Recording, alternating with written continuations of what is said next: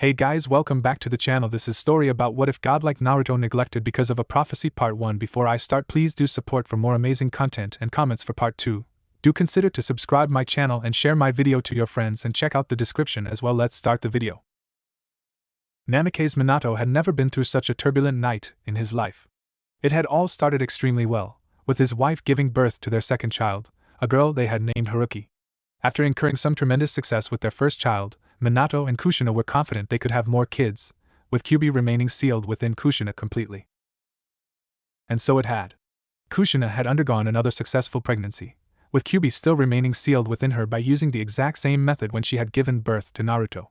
That is, being placed in a secure location outside the village and have a barrier erected around the area. When this was done, he would make sure to give Sarutobi Biwako an expensive gift for helping them with 2 births. And so, the Hokage felt his heart warm when he looked upon his daughter for the first time.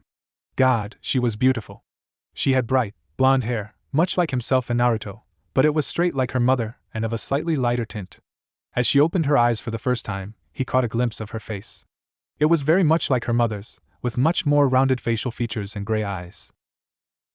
"She's beautiful, isn't she?" said Kushina, as the proud parents began to admire their newborn daughter. Minato half-heartedly put out one of his hands, stopping at 3 feet in front of Haruki's face.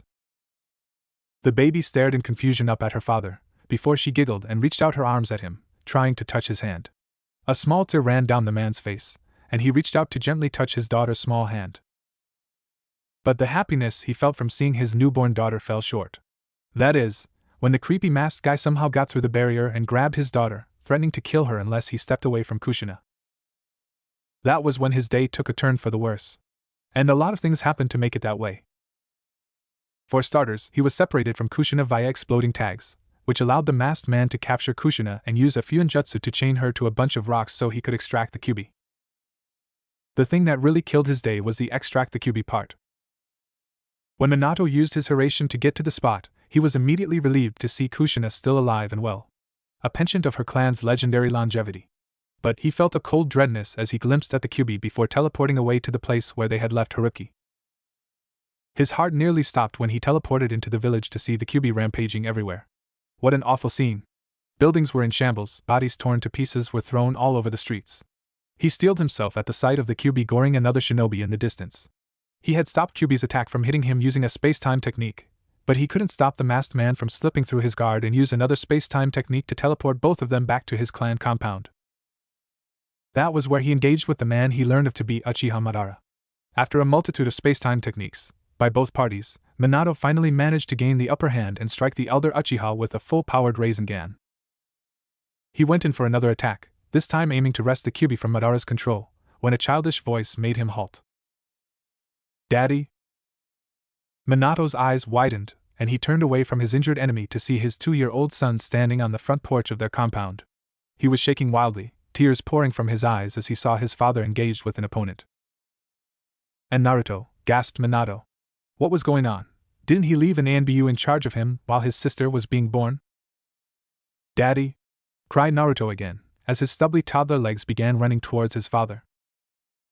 "Naruto, don't!" yelled Minato, holding his hand out trying to stop him. "Oh, your son, eh?" said Madara from the ground, relieved that he still had control over the fox. He weakly got to his feet, a large gaping hole in his cloak and undershirt where the Rasengan had hit earlier. "I've been too injured to continue this fight, so I think I'll let the Kyuubi do the rest of the work." Without allowing Minato to even respond to that, he teleported away back to the main battle. Minato fell to his knees, panting. He would have to rejoin the battle and somehow reseal the Kyuubi. He was just about to get to his feet when he felt a slight tug on the hem of his Hokage robe. His resolution fell when he looked into his son's confused, worried face. "Daddy, what's going on?" the toddler asked. Minato's gaze softened completely, before he placed a tender hand on his son's head. "Oh, nothing, Naruto. Daddy's just having a little problem, is all. But he'll fix it, just like he always. Just go find mommy and stay with her until I'm finished, okay?" Naruto grinned, an eerie likeness to Kushina's smile. "Okay," he chirped happily, before he skipped off back into the house, almost tripping on his own 2 feet. Minato smiled softly as he watched the little boy head back into the house. It was times like these he realized how lucky he actually was. As soon as the boy was out of sight, the Hokage glared, setting a look of determination on his face. And with that, he was gone. Minato thought the fight with Kyuubi and Madara would be the most difficult one he had ever had. That is, until Kushina showed up out of nowhere and used her famous chakra chains to bind herself to the Kyuubi. A now awake Heruki was crying her eyes out, and a frightened Naruto appeared from behind his mother, clutching her kimono tightly. He was looking at his sister for the first time in his life, and wasn't sure if he should feel happiness at that, or fear of the whole dangerous situation. He had shot down the idea of Kushina resealing the Kyuubi into herself and dying, and was now proclaiming that he would seal the Kyuubi into his newborn daughter using Shiki Fujin instead. He now saw that Heruki was meant to be a Jinchuriki, the Jinchuriki to lead the ninja world to their bright, bright future. Already he could hear his sensei's words echo in his head, a story of a divine, prophetic child that was to be their savior. As he looked at his daughter and the situation around him, he knew it. She was the savior. And that meant that man up there was the harbinger of destruction also mentioned in the prophecy. When his sealing completed, Minato knew that the control he had over the Kyuubi would slip, and although it wouldn't be permanent, it would long enough for his daughter to become an adult and finally kill this man. That would be that proudest moment of his life. He ignored Kushina's protests to his plan, already going through the hand seals and telling her to have faith in their daughter. At any other time, he would have been in stark protest to dying. But now, seeing his beautiful wife, his wonderful son, and his beautiful daughter, the chosen child, he felt that his sacrifice for them was a beautiful thing that he would not mind doing. He would make sure that they survived. Because that is what a good father and husband did. Shiki Fujin, he said loudly, as the disturbing and frightening god of death appeared behind him.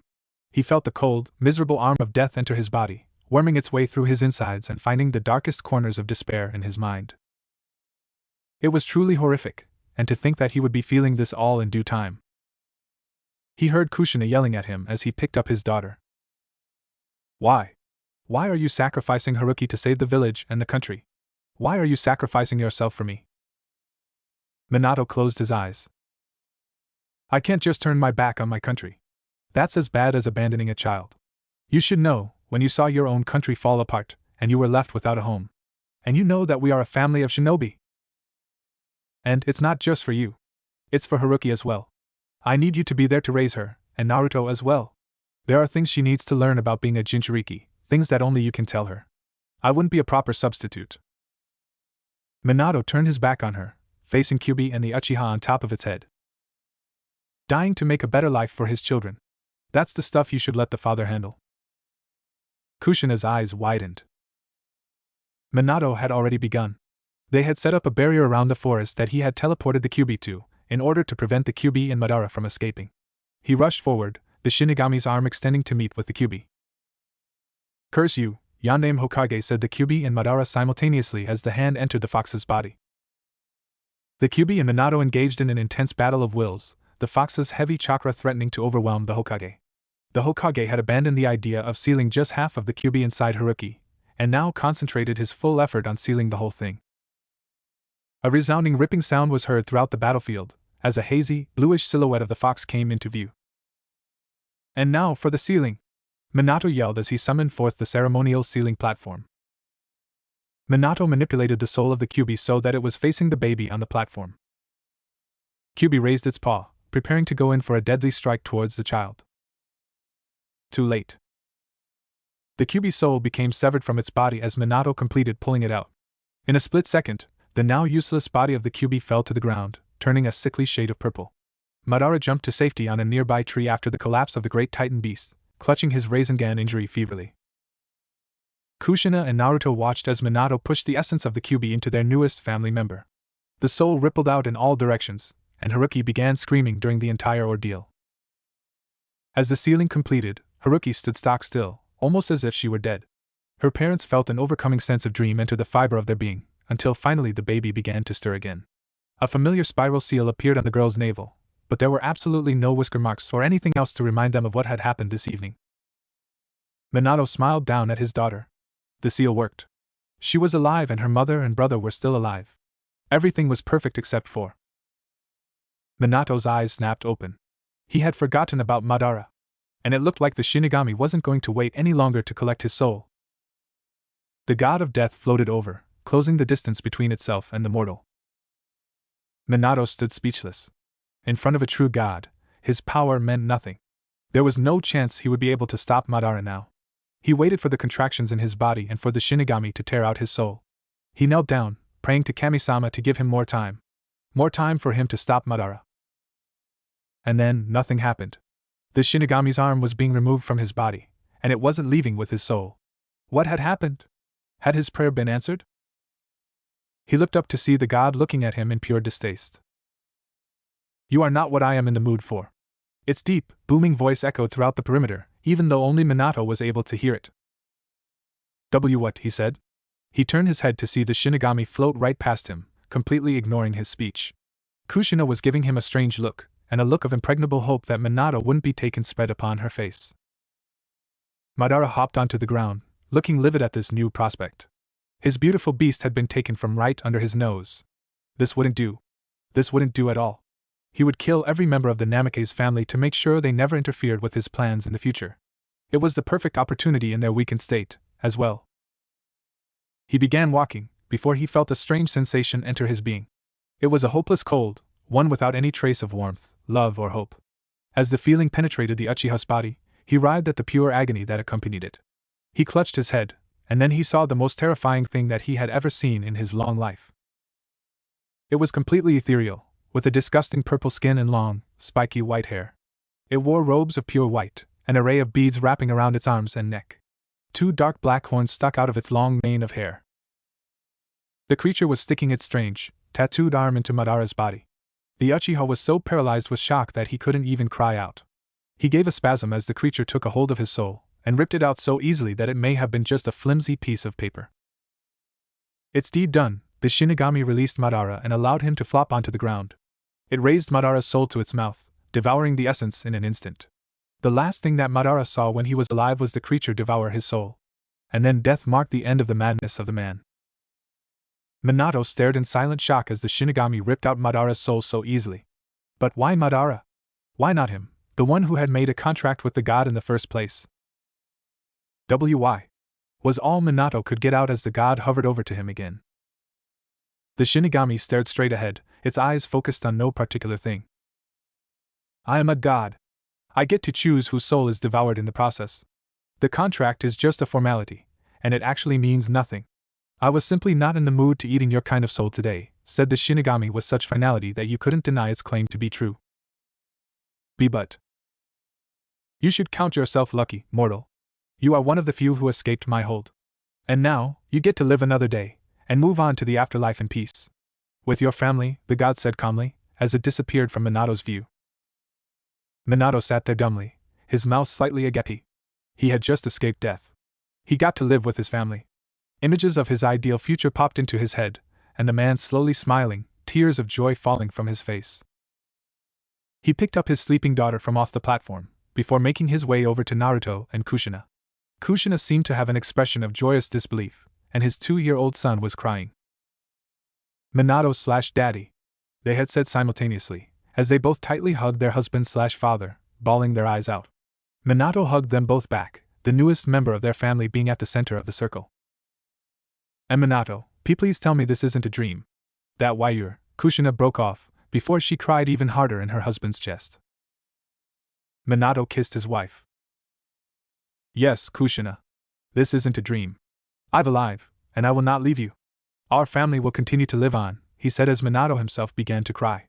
All 3 of them then turned to the sleeping infant in her father's arms. And we have our greatest savior right here with us. She will be sure to lead to a new golden age of peace of prosperity.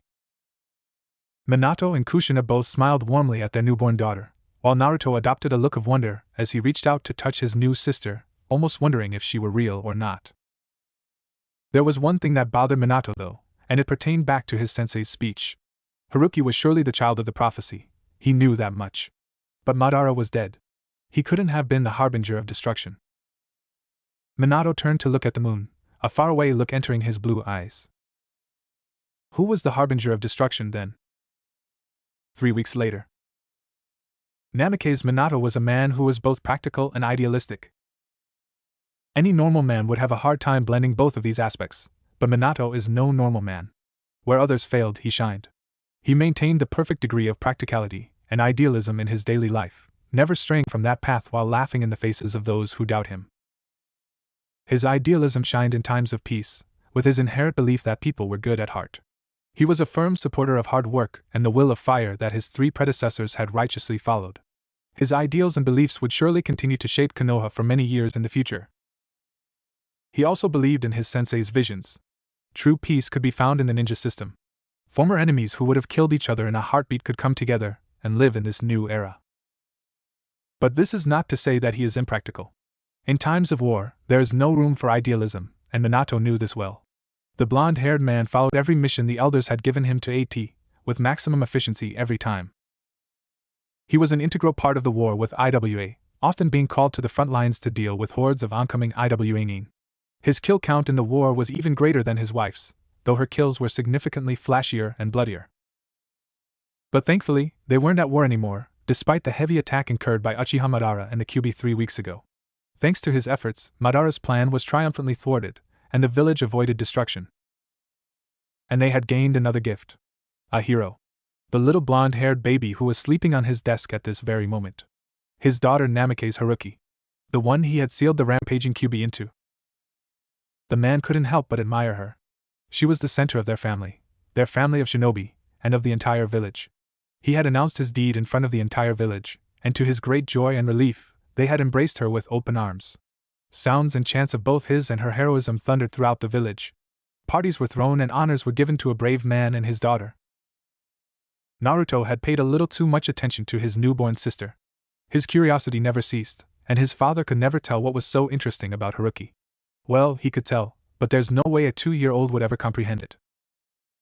Whatever the case, Naruto wouldn't stop poking the baby, his small face becoming alight with childish glee every time Heruki would react to it.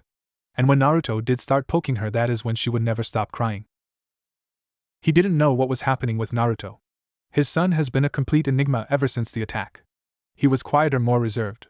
He wasn't the bright, young ball of energy that he was before the attack. The boy had been completely shell-shocked for about a week after. Could he have been traumatized by the experience? It was understandable.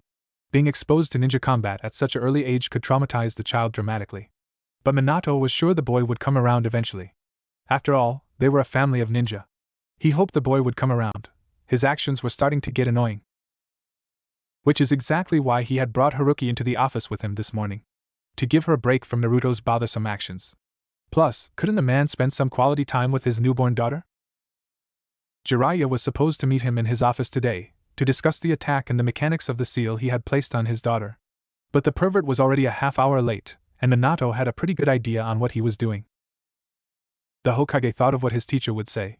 He'd probably be happy that the harbinger of destruction was out of the way, and that the child of prophecy could lead the ninja world to a path of peace without any struggle. The office was silent, but as Minato sighed, more noise could be heard. A tap and a drumbeat. They seemed to come from someplace unknown. Another one. The rhythm became louder and more intense. A puff of smoke appeared in the middle of the room, and Minato pinched the bridge of his nose in annoyance. A nauseating smell of what seemed to be a mixture of body odor and perfume came with the smoke. A silhouette of a large man doing a ridiculous dance while singing some high-pitching lyrics was what graced Minato's eyes. Heruki fluttered opened her eyes and began to cry loudly, her screams increasing as she viewed the man in the middle. Minato closed his eyes for a moment, drowning out the obnoxious noise of both his daughter and his sensei. When he opened them, he was greeted to the sight of the white-haired man grinning down flashily at him. "What do you think of my new intro? Even better than my last one, right?" Minato sighed heartily, before reaching down to coddle his daughter. The little girl continued to cry for a few seconds, before it finally died down to some near-silent sniffles and hiccuping. Jiraiya noticed the little baby, before he grinned even wider. "So there's the little brat, eh? I'm surprised you even brought her into the office with you." Minato smiled slightly as the baby stopped sniffling and began laughing. "Well, Naruto wouldn't stop poking her.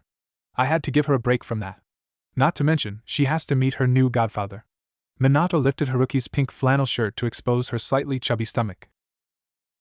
On the baby's stomach was an intricate black seal, in a spiral pattern surrounded by several strange black markings. "Is that the seal?" Jiraiya asked, scrutinizing the markings closely, his eyes scanning the seal for any sort of mistake that could have been made. "Well, I'll be. You really did seal the fox into her using the Shiki Fujin. Coupled with the Uzumaki clan's special seals to form the Hack no Fuin Shiki, it will give her the ability to access the beast's chakra in the future. That will surely help grow up to be a fine kunoichi. But what really amazes me is the fact that you survived using the Shiki Fujin. By all means, you should be dead right now, Minato. Even such a morbid question couldn't dampen Minato's good spirits, though he remembered how lucky he had been to survive on the fateful night. Feeling the cold arm of death itself reach inside your bowels and hold your very soul in a vice grip was the worst feeling in the world. It was the feeling of hopelessness, of despair.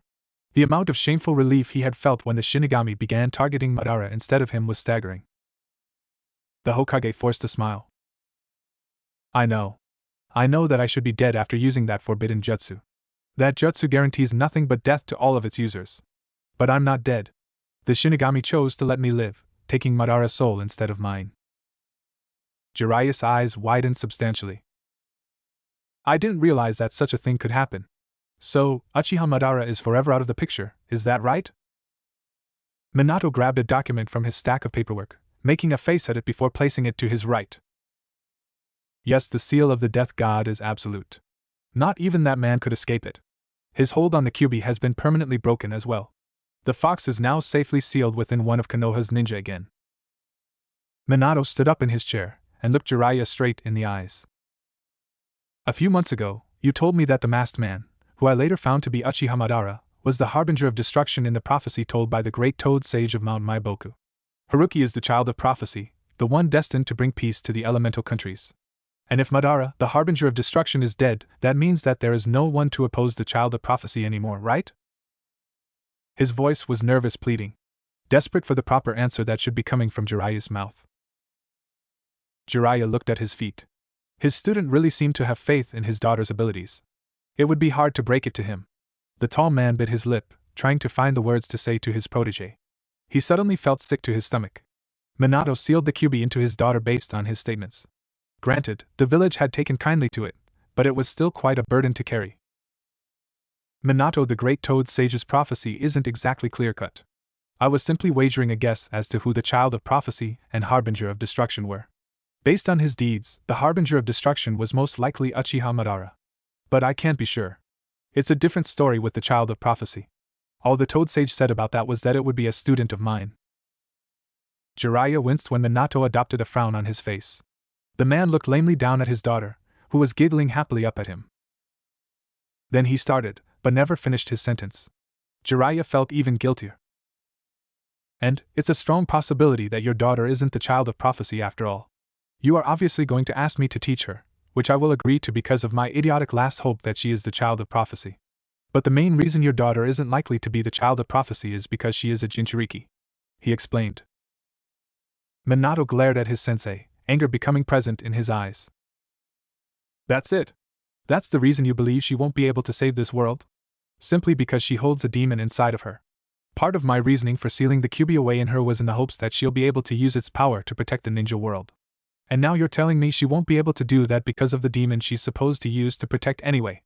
Do you think she's a demon too? Yelled the Hokage. Jiraiya said nothing, his face never giving away any noticeable reaction. He was already prepared for that kind of anger from Minato. Minato sat back in his chair, out of breath from his rant. Heruki began crying, her happy mood killed by her father's anger. The Sannin held up his hand, trying to calm Minato. I do not believe Heruki is a demon, nor do I believe that it is her fault that she will not be the child of prophecy. Rather, I believe it is the ninja's world fault that she can't save them. The bijou are weapons used by the hidden villages. And the Jinchuriki are the ones who utilize those weapons. As much as I hate to say, no matter how many people accept her, no matter how the village treats her, that fact won't change. Your daughter wields some incredible power, Minato. Power that you yourself want her to use. As long as she becomes a ninja, she will have to use the Kyuubi's power for some unsavory tasks.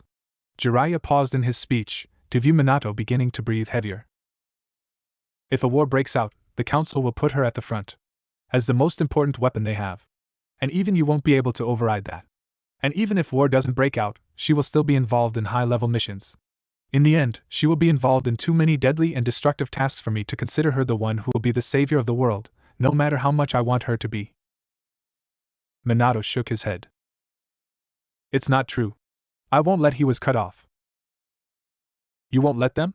That isn't true, You are just one man, Minato, and the council has the power to override you in times of crisis," said Jiraiya, a little firmer than before.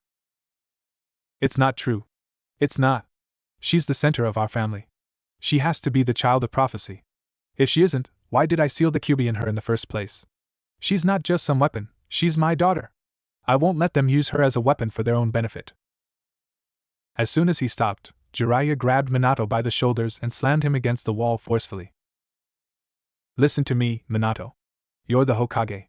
You can't just sit here with your finger up your ass and delude yourself that your daughter is the child of prophecy, because chances are she will not be. The best thing to do is help your daughter become a real ninja, instead of the child of prophecy. The council will want to use her eventually, that fact is absolute. But what better way to help her have a happy life than to let your daughter take after you, rather than forcing this child of prophecy bullshit on her?" Jiraiya said, inches away from Minato's face. Minato pushed his sensei away lightly. "No, I'll protect her from the council. If she can't be the child of prophecy, she'll become Hokage at the very least. I will personally see to that. If I name her my successor, the council will be unable to interfere any longer. Then we'll truly see if she is the child of prophecy or not." Jiraiya banged his fists on the desk. "God damn it, Minato. What will it take for you to listen to me? Becoming Hokage is fair enough, but you can't proclaim her the child of prophecy when she clearly isn't. What will you do if she fails?" Minato sat back in desk, a smug look upon his face. "This conversation is over. I will not turn her over to the council. She will be her own ninja, and she will not be trained by you. She will be trained by me and Kushina." Jiraiya frowned, still looking unsatisfied by this answer. He stoutly turned around and opened the door to the office. "I hope you know what you're doing, Minato." Minato watched the white-haired man shut the door quietly behind him, before he turned to look down at his daughter, who was still sniffling from the conflict that transpired in the room. Minato forced a grin onto his face at the sight of his daughter, gently stroking her cheek to soothe her. "You are going to be the best shinobi I have ever seen before. I promise." Kushina sighed, as she tried to get her son to move. Ever since the attack, he hadn't been doing much of anything except poking his sister. He was quieter too, and the loud, vibrant toddler from before seemed like almost a mystery. There was no doubt that he had been traumatized by the events that had taken place not too long ago. She could understand, viewing lethal combat at the mere age of 2 could be traumatic. She was worried about him, that was for sure.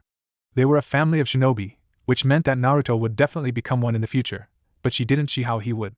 The boy was absolutely tiny for his age, and if he remained traumatized by combat, he would never become a successful ninja. His chakra reserves were abysmal, and despite not knowing how much control he had over them, she knew very well that it would make no difference. She thought back to her daughter. The baby had enormous chakra reserves for a newborn, courtesy of the QB. Coupled with her former bija sealed inside, Heruki was perfect for being a ninja.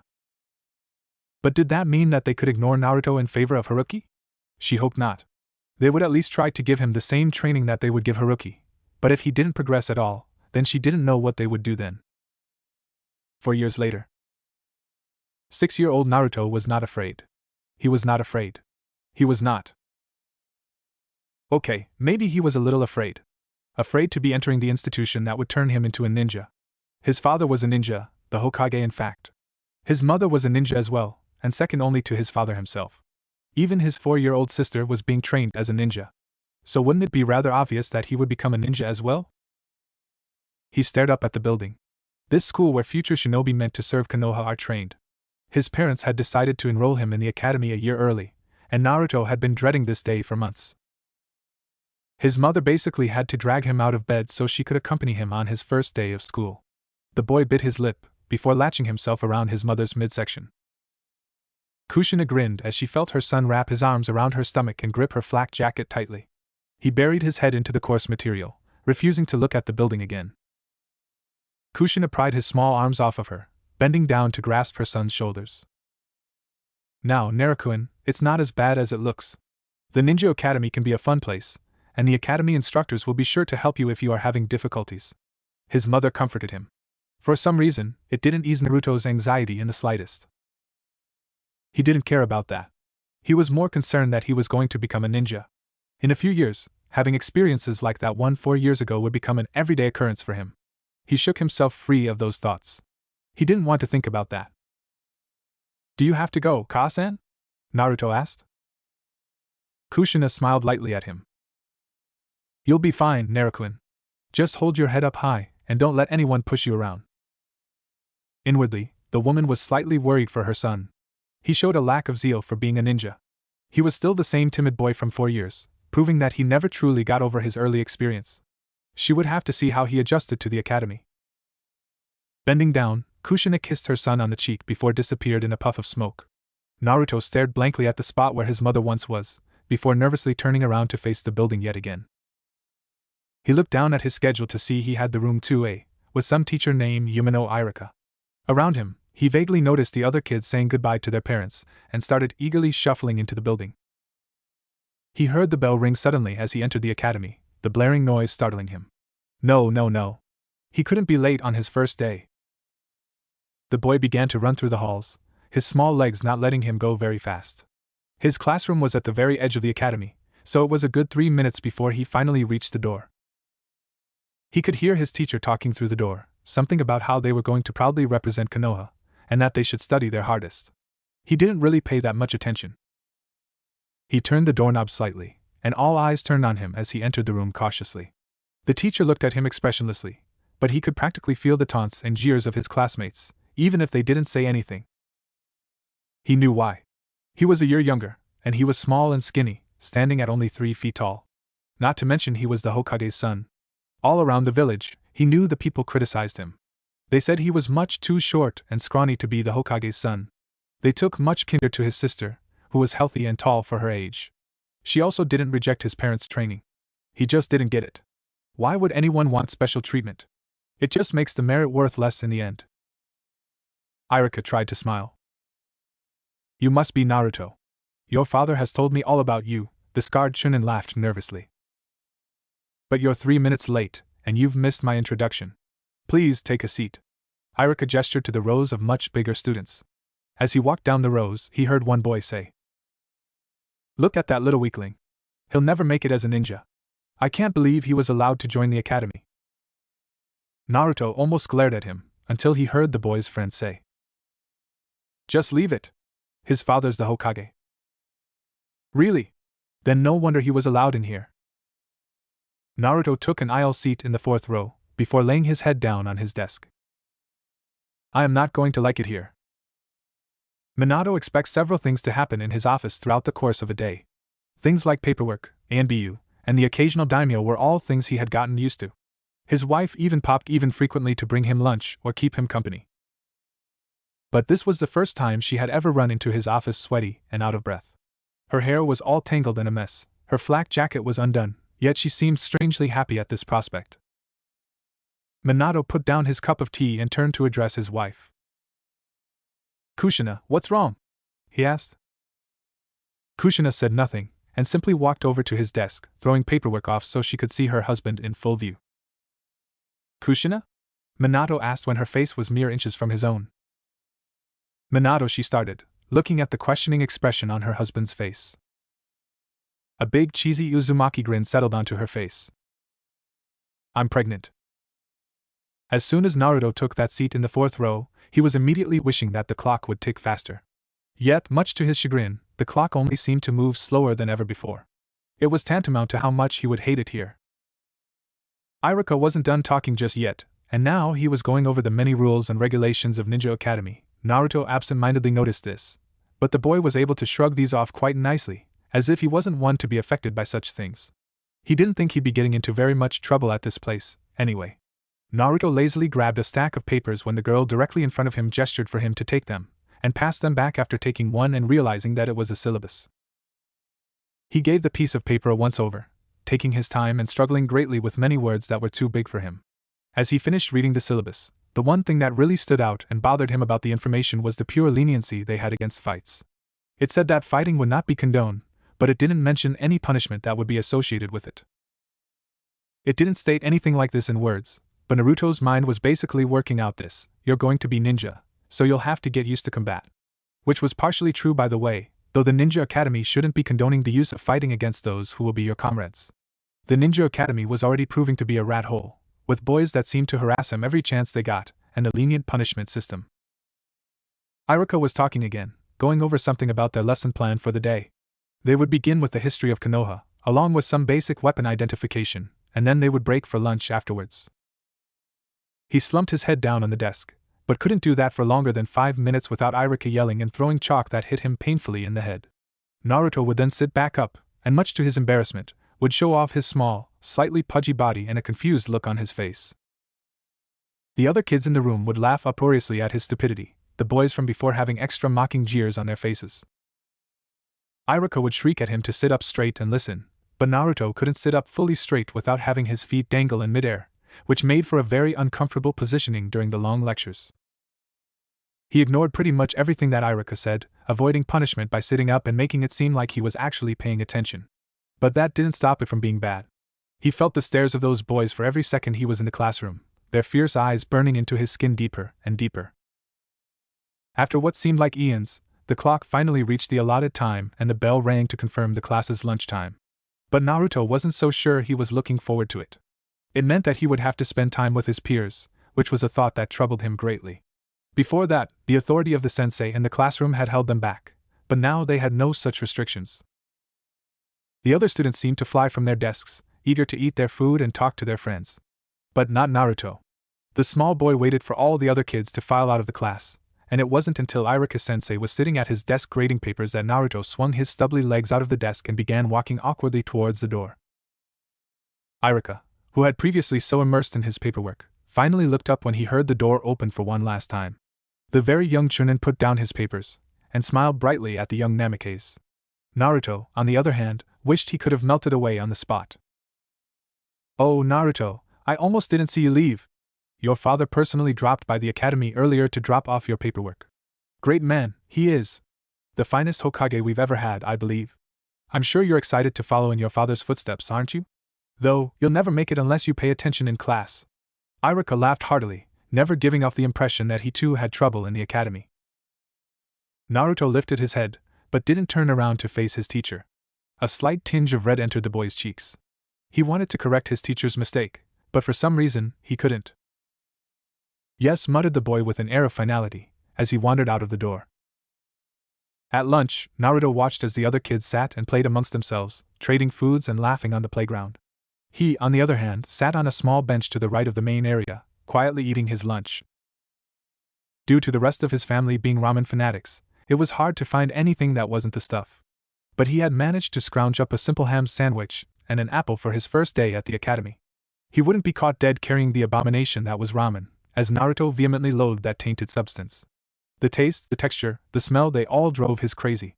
He wanted to puke at the mere sight of the poison, but due to the fact that he was around it so much, he guessed he had built up a sort of immunity to it. A small smile came onto his face as he remembered that Heruki had cried for an hour when she had spilled her ramen one day, but the memory was cut off as he saw a large, to him, shadow fully enter his vision. Naruto looked up, a voice in his mind telling him that this wasn't going to end well. Standing directly in front of him were 3 boys, the same ones that whispered those insults at him during class. Naruto folded back into the bench, trying to appear as small as possible under the sneers of the much larger boys. The boy in the middle, who seemed to be their leader despite being the smallest, had a few choice words to say about the young Namikaze. "Hey, you're the Namikaze kid, Hokage-sama's son, aren't you?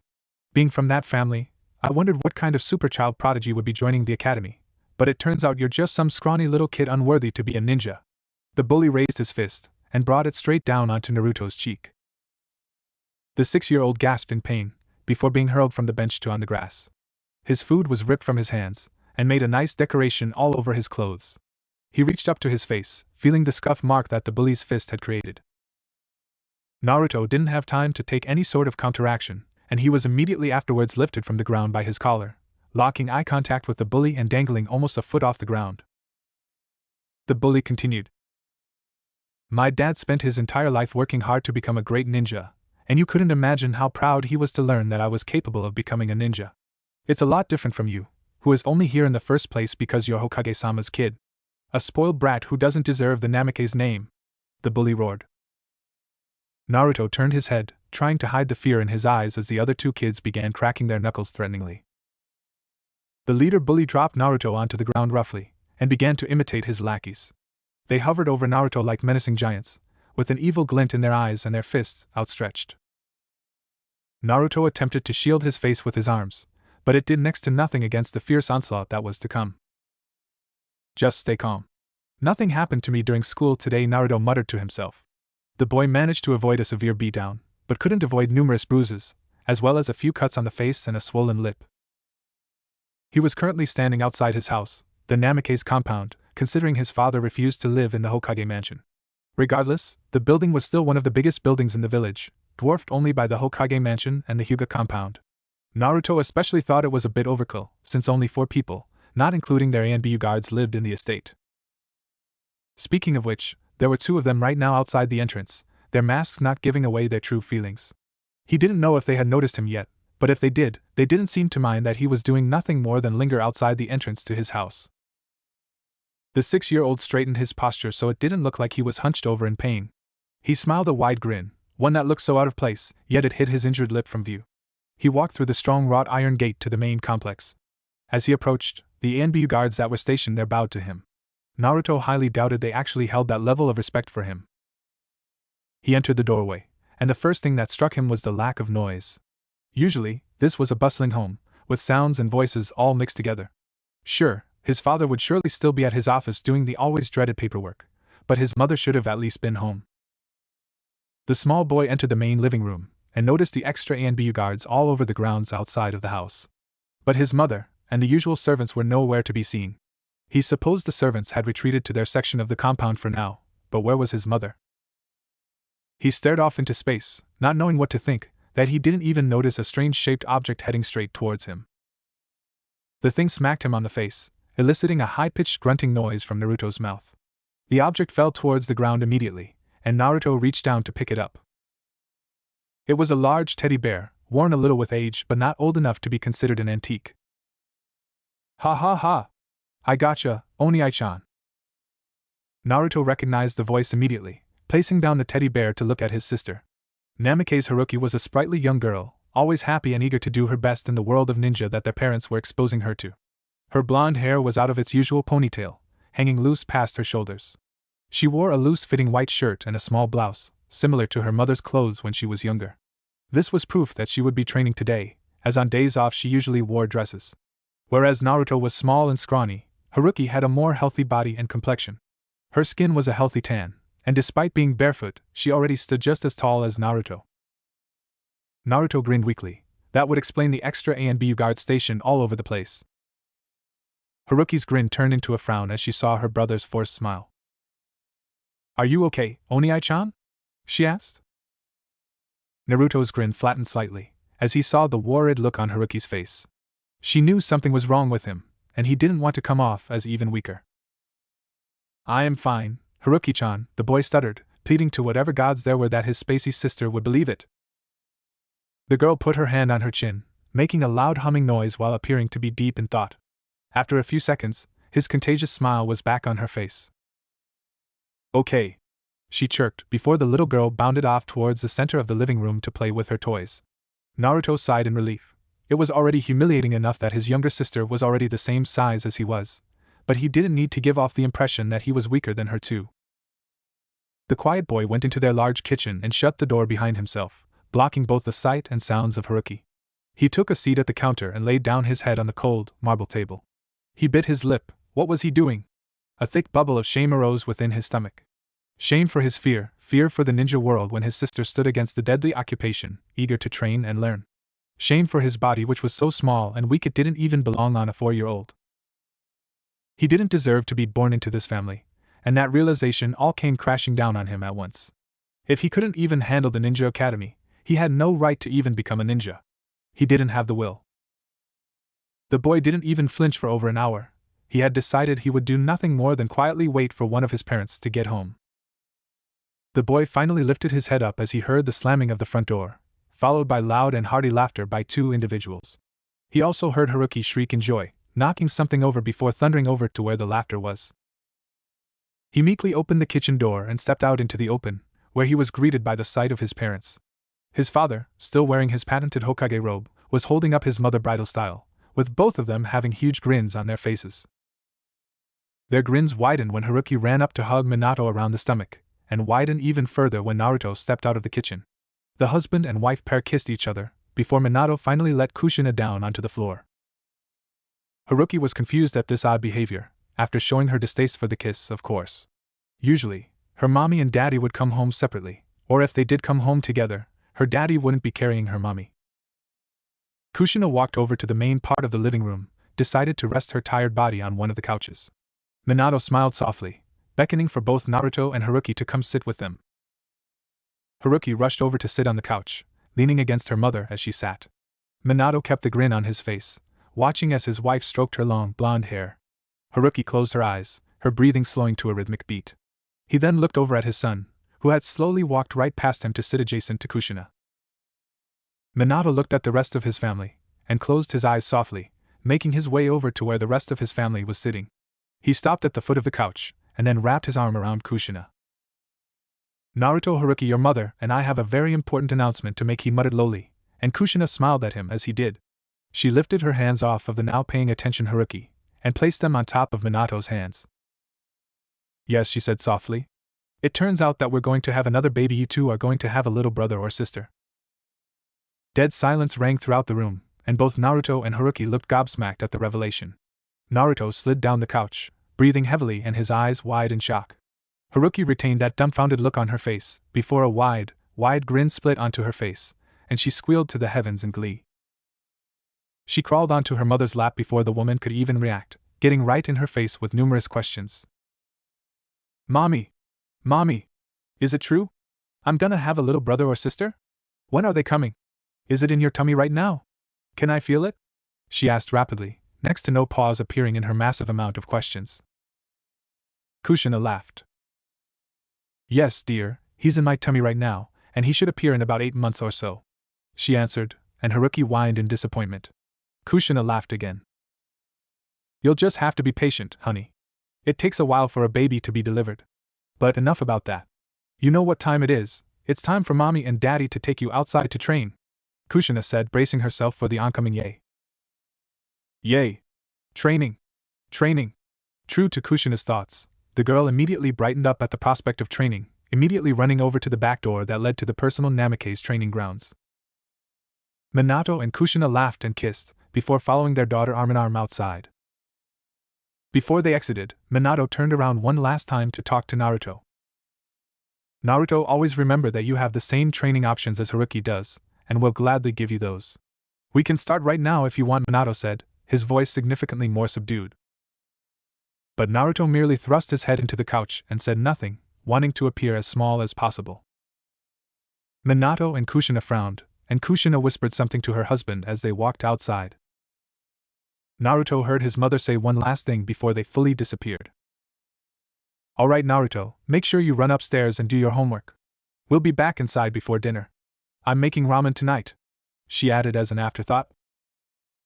Naruto gagged a little. Naruto had dragged himself off to his room a little later, wanting to avoid the intense sounds of cheering that were coming from outside. He threw his backpack over to the side as soon as he entered his room, and, to his great annoyance, he could see his sister and parents going over a whole bunch of taijutsu stances through the window.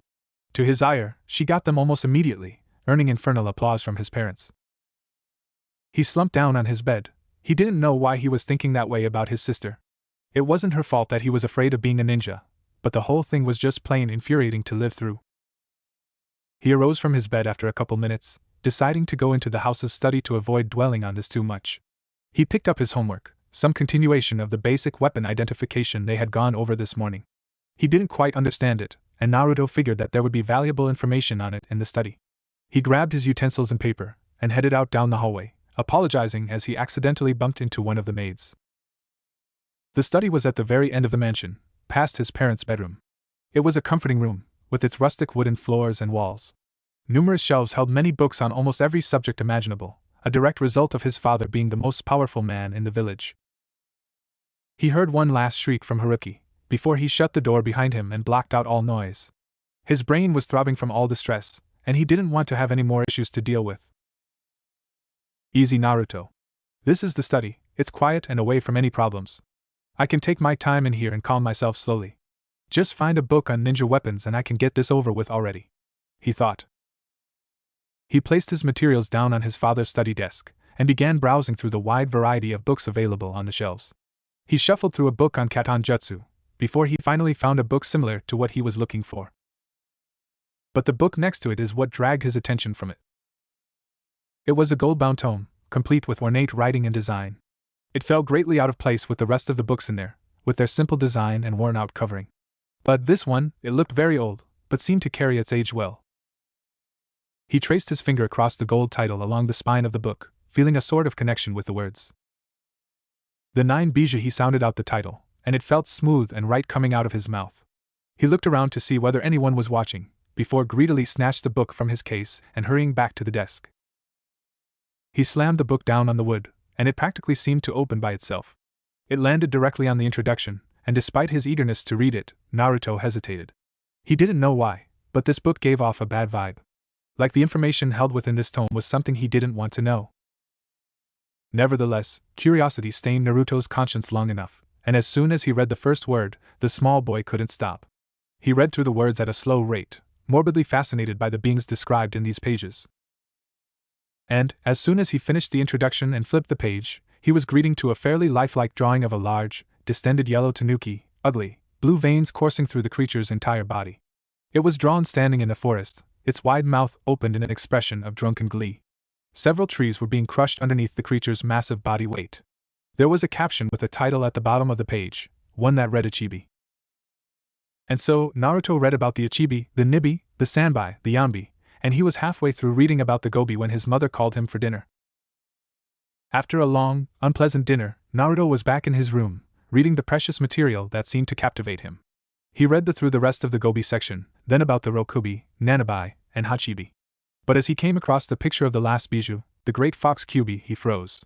He dropped the book on the floor, its page being strewn in the wind.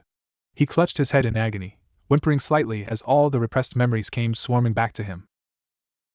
There was barely anything that Naruto had remembered at that fateful night, yet he remained traumatized over the years. All he remembered was an orange-masked man and 9 long swishing tendrils. But now that terrible picture, of the evil 9-tailed fox, made him remember more. More specifically, the fox itself. He remembered it, in all its fearsome glory, outside the village of his home. Its devastating attacks ripped through everything in sight. He remembered hiding behind his mother, as his father rushed to engage the beast in mortal combat. He remembered the fear he had felt that time. All of it. Naruto gave a big lurch, and fell onto the ground with a loud thud, as all the horrible memories came back to him at once. He had landed next to the book, and Naruto's mind screamed at him not to read anymore. But despite all his reluctance, the boy couldn't keep away. He read through all of the Kyubi section, becoming more and more horrified with every passing word. This was the beast that was considering a natural disaster, one that no mortal man could defeat. He turned the last page to the Kyubi section, breathing heavily but still noticing that there was more. The epilogue section covered some more minor details, and as soon as Naruto closed the book, he felt sick to his stomach. He struggled to his feet, looking out the window as he placed the book on his bed.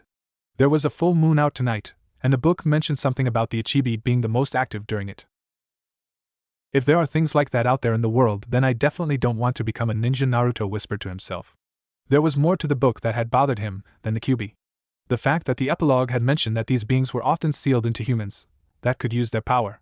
These humans, that always became ninja, were called Jinchuriki, and the second thing, the epilogue had also made mention of a Jubi, but beyond that single word, there had not been a shred of information about what that was. Naruto weakly picked up the golden book, deciding to bring it back to the study. It was late, and Naruto would dwell on what this meant for him in the morning. Apparently, the ninja world was a lot deeper than he gave it credit for. The thought was scary. Naruto crept out into the dark hallway, looking for any signs of a person. He sighed in relief. The servants as well as Heruki had already gone to bed, and the only light came from a cracked door near the end of the large house. That was his parents' room. He crept over the entrance of the study, which was in fact right next to his parents' room. He knew they could sense a chakra signature or something, but he prayed that they weren't able to now. He waited outside the door for a while, knowing that if he turned the knob to the study door, then he would be giving himself away to highly capable ninja like them. 15 minutes, and his parents still hadn't gone to bed. He rested his head in his lap, but shook awake when he heard his father mutter something. He strained his ears to hear, and was able to pick up on what his father was saying. But he wasn't sure he wanted to. Don't know what we're going to do with him. He doesn't even want to be a ninja. Naruto heard, and he already knew they were talking about him. I don't know if he's even capable of even becoming one. His chakra reserves are small, and the only thing that will make him a capable ninja is will, which is something that he clearly lacks. That was his mother talking. Let's just hope the new baby takes more after Heruki. As much as we love him, Naruto's attitude and appearance isn't very well liked outside the family. People seem to think he's disgracing the Namake's family ever since it got out that he's afraid of being a ninja. He heard Kushina agree with him after that. Naruto almost stopped breathing after hearing that. He knew that his reputation around the village wasn't golden, but he didn't think that would rub off his family. So my family, they're being disgraced because of me. Naruto wasn't entirely shocked at this news. After all, that boy who had beat him today surely seemed to think that was the case. But for it to be extended throughout a large portion of the village. Naruto bit his lip. He didn't want his family to suffer because of his fear. That was low. He would definitely become a ninja, no matter how much he didn't want to. He did have the will to make it so his family's name isn't tarnished. He wasn't weak anymore, and he wasn't about to let his traumatization take over his entire life. He would become a ninja. Though Naruto wouldn't know until later how hard it really was to suppress one's true feelings. I don't think it really matters that much. Heruki is going to be the heiress of both the Namake's family and Uzumaki clan no matter what.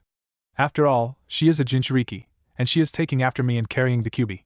Not to mention all that stuff you believe about the prophecy. Naruto slapped his hand over his mouth, in order to prevent himself from gasping. Heruki was the Jinchuriki of the Kyuubi. What's more, his mother was the previous Jinchuriki of it. What the hell? Minato seemed to agree with him, sealing the finality of the statement. His sister was the Jinchuriki of the Fox, and she was destined to become the heiress of the two clans. No matter what he did, that fact would never change.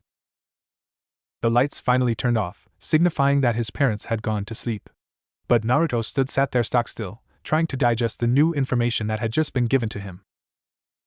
Naruto didn't know why he had never learned about his sister's burden. He supposed it was just common knowledge around the village, yet maybe he was just too young to learn about the secret of the Kyuubi.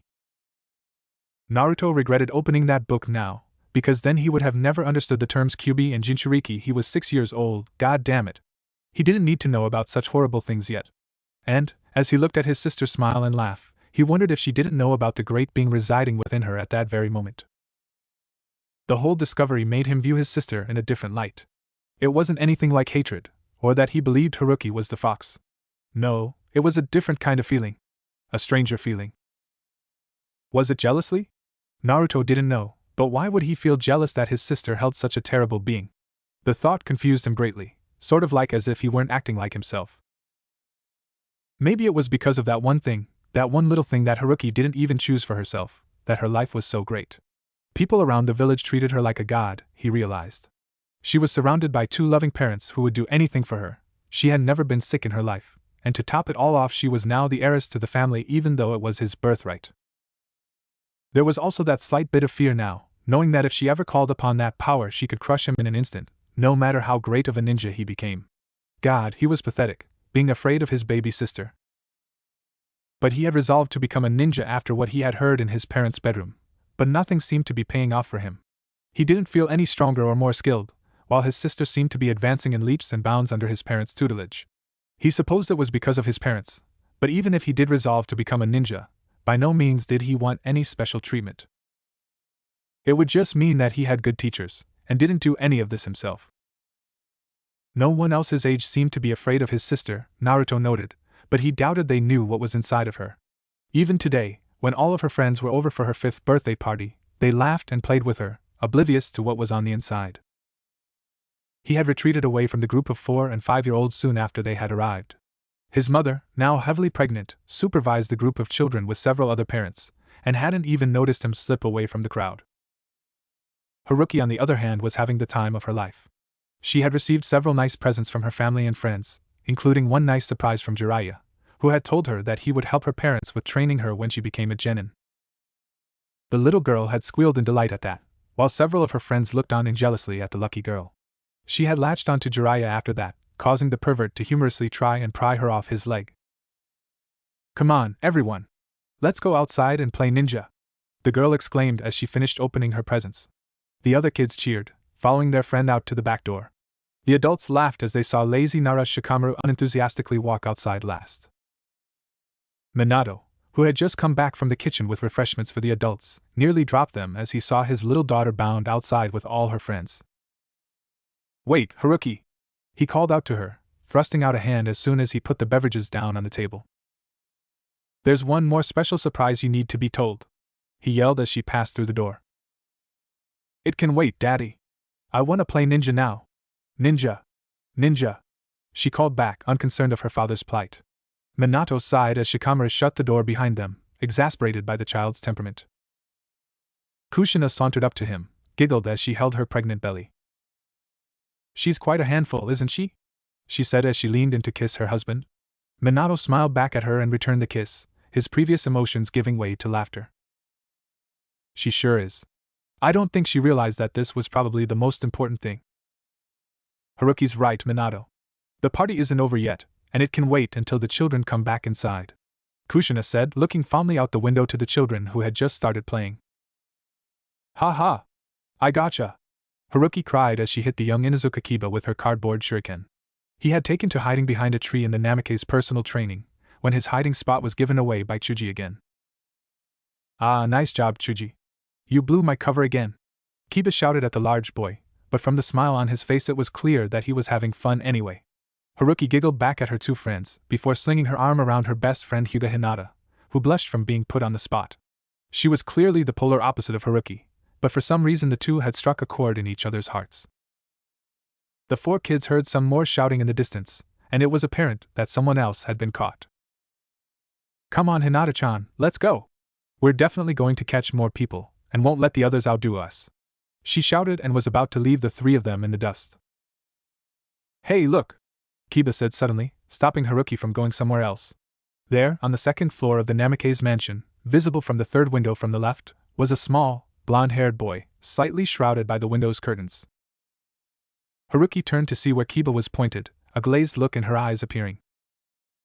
"Oniai-chan," she said distantly.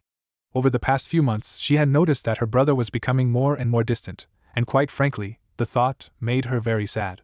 Naruto seemed to notice that they were staring at him, and he quickly ducked out of view. "It's your weird brother, Heruki," said Kiba bluntly, laughing a little at the thought of the young blonde's personality.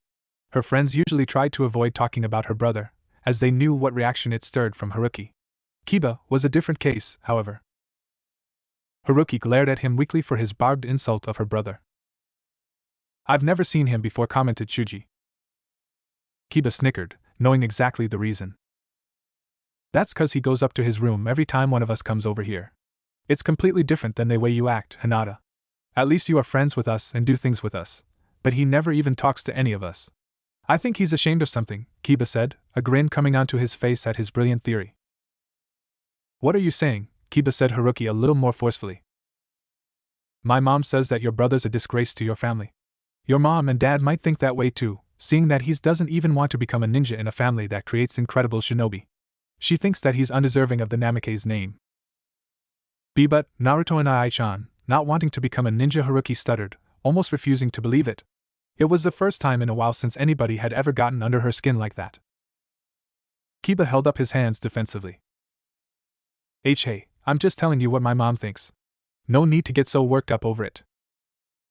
Heruki turned away from the boy, not wanting to hear more about the matter. "Let's go, Hinata," she said angrily. "We've got a game to finish." But even as she said that, Kiba's words rang in her head, and the young, impressionable girl couldn't stop the cold, dark feeling of shame rise deep within her stomach. Minato was very surprised when his previously cheerful daughter came inside from playing in a less than happy mood. The other kids seemed painfully oblivious to their friend's behavior, and continuously harassed and played with each other. Only little Inuzuka Kiba and Hyuga Hinata seemed to notice the change that occurred in his daughter. For that, he was at least thankful. Kushina looked at him awkwardly, seeming to notice the same thing as he did. The Yamanakas seemed to be whispering to themselves something, and he had a strange feeling that it had something to do with his daughter's sudden mood change. The other children seemed to go sit with their parents or guardians, leaving the birthday girl to wander on up to both him and Kushina. She stood there about 3 feet in front of him, her fists clenched and her eyes pointed towards the ground. Heruki, Kushina began cautiously. "Are you ready for your last big surprise?" Heruki seemed to brighten up slightly at that, and looked at her mother with big, curious eyes. "Well, I think it's best to let your father explain this to you," Kushina said, passing the buck off to her husband. Minato bent down to her knees, placing his hand on top of his daughter's head fondly. The little girl closed her eyes and smiled lightly as she enjoyed the feel of her father's strong, warm hand on her head. Minato grinned widely, feeling such immense pride in her. Heruki, ever since your brother entered the academy a year early, I believe it's necessary for it to become a tradition in this household. And while you may have noticed that Naruto isn't exactly, inclined to become a ninja. Heruki felt like a stone was just dropped into her stomach. I believe you'll have a much greater disposition, and fare much better as a ninja than your brother. Minato felt slightly awkward at such a blatant show of favoritism, and even Heruki seemed to notice that there was something wrong. He had expected his daughter to be beaming at him right now, but instead he saw that the girl's cheeks were slightly flushed, and she seemed tense. Minato stood to his full height, adopted the fake persona of the stern, yet benevolent Hokage. Namikaze Heruki, by order of the village of Konoha, I have hereby enrolled you in the academy so that you may study the art of the ninja and serve this village to the best of your ability. Minato couldn't keep a smile off his face as he saw his daughter's look of wonder grow. From directly upstairs out of sight, a small figure watched the parents cheer and the children throw fits of jealousy, and all that he could do was scowl. Weeks passed by as the academy got out for the year, leaving Naruto to stay at home on break. While before Naruto saw Heruki in a new light, it was also that Heruki saw Naruto in a new light. She never forgot the words Kiba had spoken to her at the birthday party, but every time she saw her brother's face, she had to ask herself whether he really was bringing shame upon their family. Some days she hated him, but on most days she just felt sorry for him. He hadn't looked like he had improved a single bit in his first year at the academy. It was truly pitiful. She was beginning to lose faith in him. Heruki did in fact love her brother, and the days when he was on break from the academy, he wasn't as surly, and he didn't retreat out of sight. He would go up to their mother every night and listen to her belly, which was an action that made the pregnant woman smile. Her mother was due for her third child any day now, and unknown to Heruki, she would be able to deliver like a normal woman now, considering she no longer carried the QB. While her mother was preparing for the birth, her father was preparing all the paperwork that would get her into the academy. It wasn't that difficult of a process, since he was the Hokage and had total power when it came to the military of the village. It was the last night before they were to begin academy classes, and Naruto had grown increasingly more moody as the night went on. He didn't even touch his dinner that night, but it was ramen after all. He just sat there at the table, staring at his empty bowl and the large pot of the stuff that the rest of the family was devouring without mercy.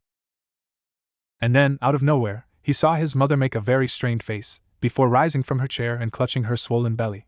Naruto's eyes widened, and he had a strange feeling what was happening. Minato seemed to sense it as well, rising from his chair shortly after Kushina did with an alarmed expression on his face. Kushina? Is it? Minato trailed off, leaving his question unfinished.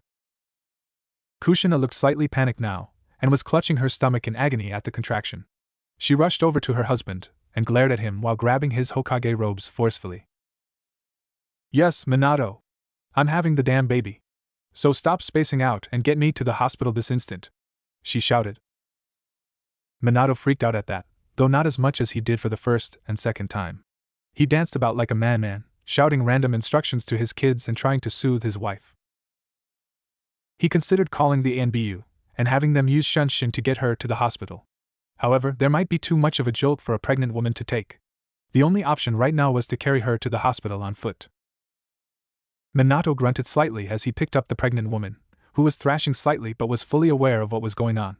With his wife in tow, Minato headed for the front door, a no-nonsense look on his face. Naruto, Heruki, you two will probably have to stay here with the ANBU overnight. I will likely be at the hospital all night and through tomorrow, so you'll have to get to school on your own.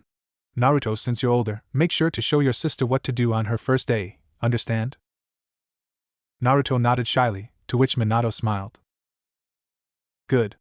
Once school is over, I'll come get you and take you to the hospital, and you'll see whether you have a new brother or sister yet. As his father rushed out of the door carrying his pregnant mother, Naruto felt like he was almost in a daze. Naruto didn't think that he'd be the one who woke up his sister the next day. In fact, he believed that it would be at 6 in the morning when his younger sister came bounding into the room like the high-energy girl she was, and raucously wake him up by pounding him. But that wasn't the case. His lackluster attempt to get out of bed was just a sorry excuse for not wanting to go back to the ninja academy.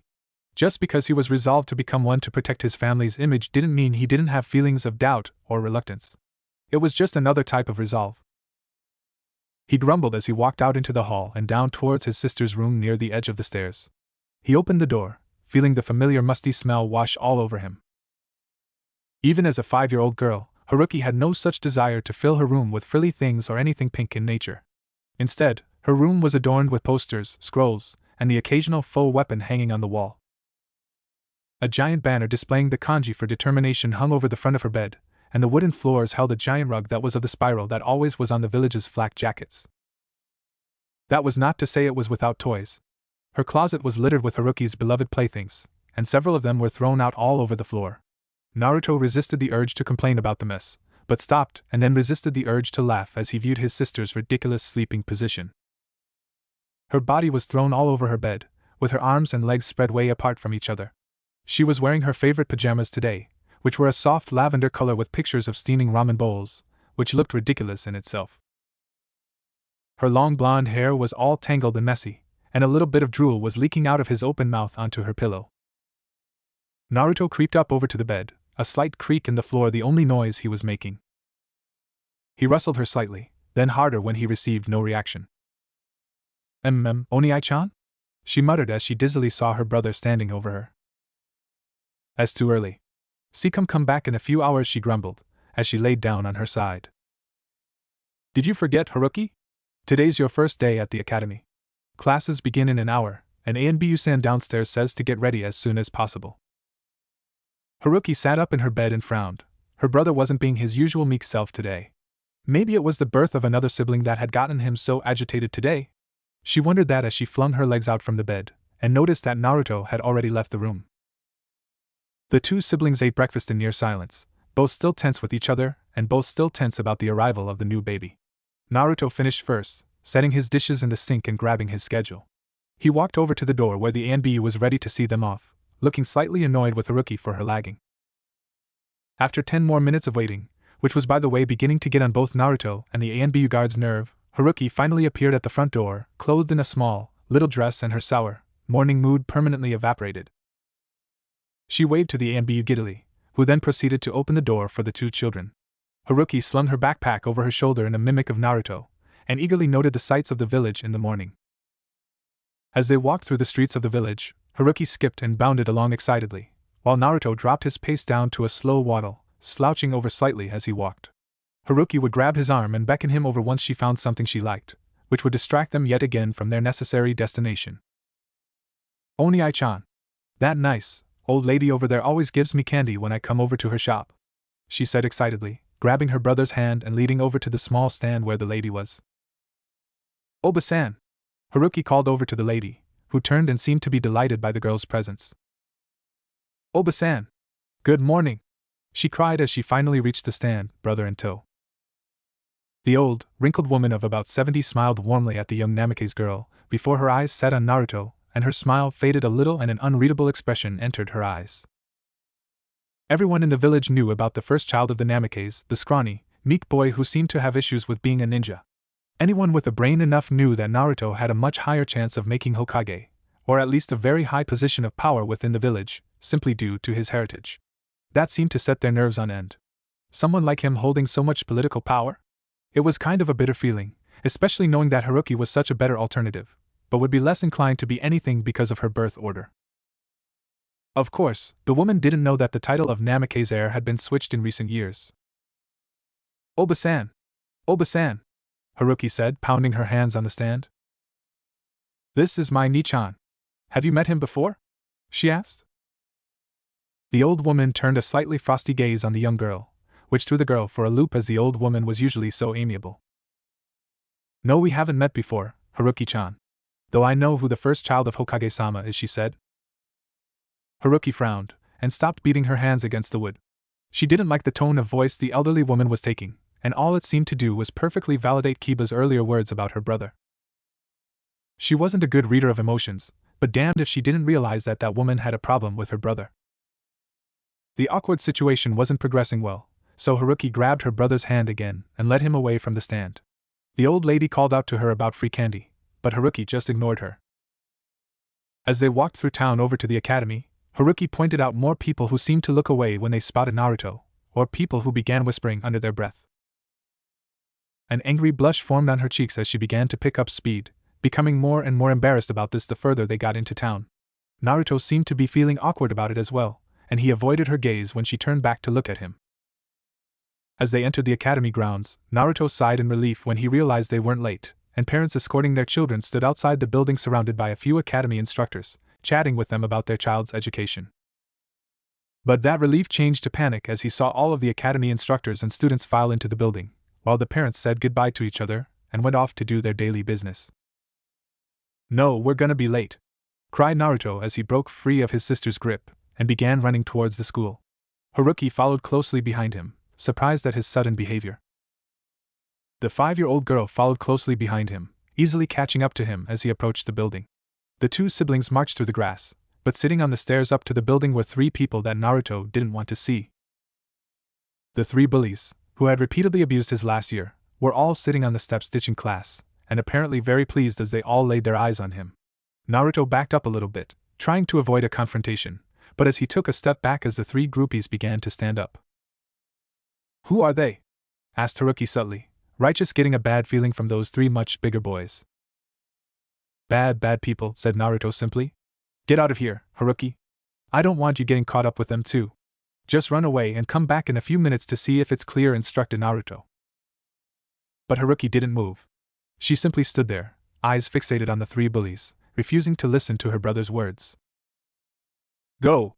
shouted Naruto. Too late. "Who's this, Namikaze?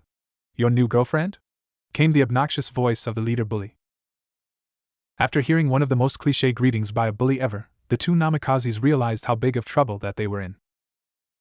"She's not my girlfriend, Toji. She's my sister, and she's starting her first day at the academy." Toji scrutinized the young girl, then looked at Naruto, and then at Heruki again. After a few quick once-overs, the big 8-year-old seemed to hold in his laughter for a moment, before it evolved into a full-blown laugh fest. "Ha ha! That's rich!" Toji laughed. Guys, take a close look at these 2 and tell me what you notice." He wheezed heavily, before going back to more laughter. The other 2 bullies squinted stupidly as they looked at the 2 nervous Namikazes, before they too burst out into peals of heavy laughter. Toji laughed even harder when he realized his friends had gotten it too. "And Namikaze," he pointed at Naruto in between laughter. "That girl is your younger sister." He paused to allow more laughter. "And looks bigger and stronger than you do, ha ha ha." Toji collapsed onto the ground. Both Naruto and Heruki were seething in rage. "You're an even bigger wimp than I thought." Naruto's eye began to twitch, and Heruki stared in awe as an attitude she had never seen before in him began to occur. Maybe all the emotional stress of handling these jerks was finally getting to him? Something in Naruto seemed to crack, and Naruto calmly yet eerily walked slowly over to where Toji was kneeled over in laughter. He cast as big a shadow as he could over the larger boy, who was still paralyzed from laughter. He might never get another chance like this again. It was now or never. He raised his fist in the air, breathing out of his mouth in pure rage. After what seemed like an eternity, the young brought it down on the much larger boy. The fist connected with the bully's cheek, and all the laughter was propelled out of his system as soon as he felt the forceful blow. Toji was knocked back slightly by Naruto's punch, and his face connected with the ground with an audible pounding noise. Heruki had her mouth open at the scene. Naruto was never this aggressive. She didn't know what had gotten into him. "Toji!" The other 2 bullies cried simultaneously as they watched their leader get pounded. Unfortunately, however, the lead bully was far from unconscious, and his previous laughter gave way to cold, piercing anger as he got to his feet and wiped the small snuff mark off his face. "Namikaze!" the bully roared, hoisting Naruto up by the collar of his shirt and holding him at arm's length. Naruto was beginning to seriously regret his moment of impulse, considering Toji was much more proficient in taijutsu than he was. Heruki heard a sickening crack as Naruto fell to the ground after receiving a much more devastating punch than the one he had given. Using his superior shinobi skills, Toji jumped over to where Naruto was lying prone in an instant, delivering a nasty downward punch at the fallen boy.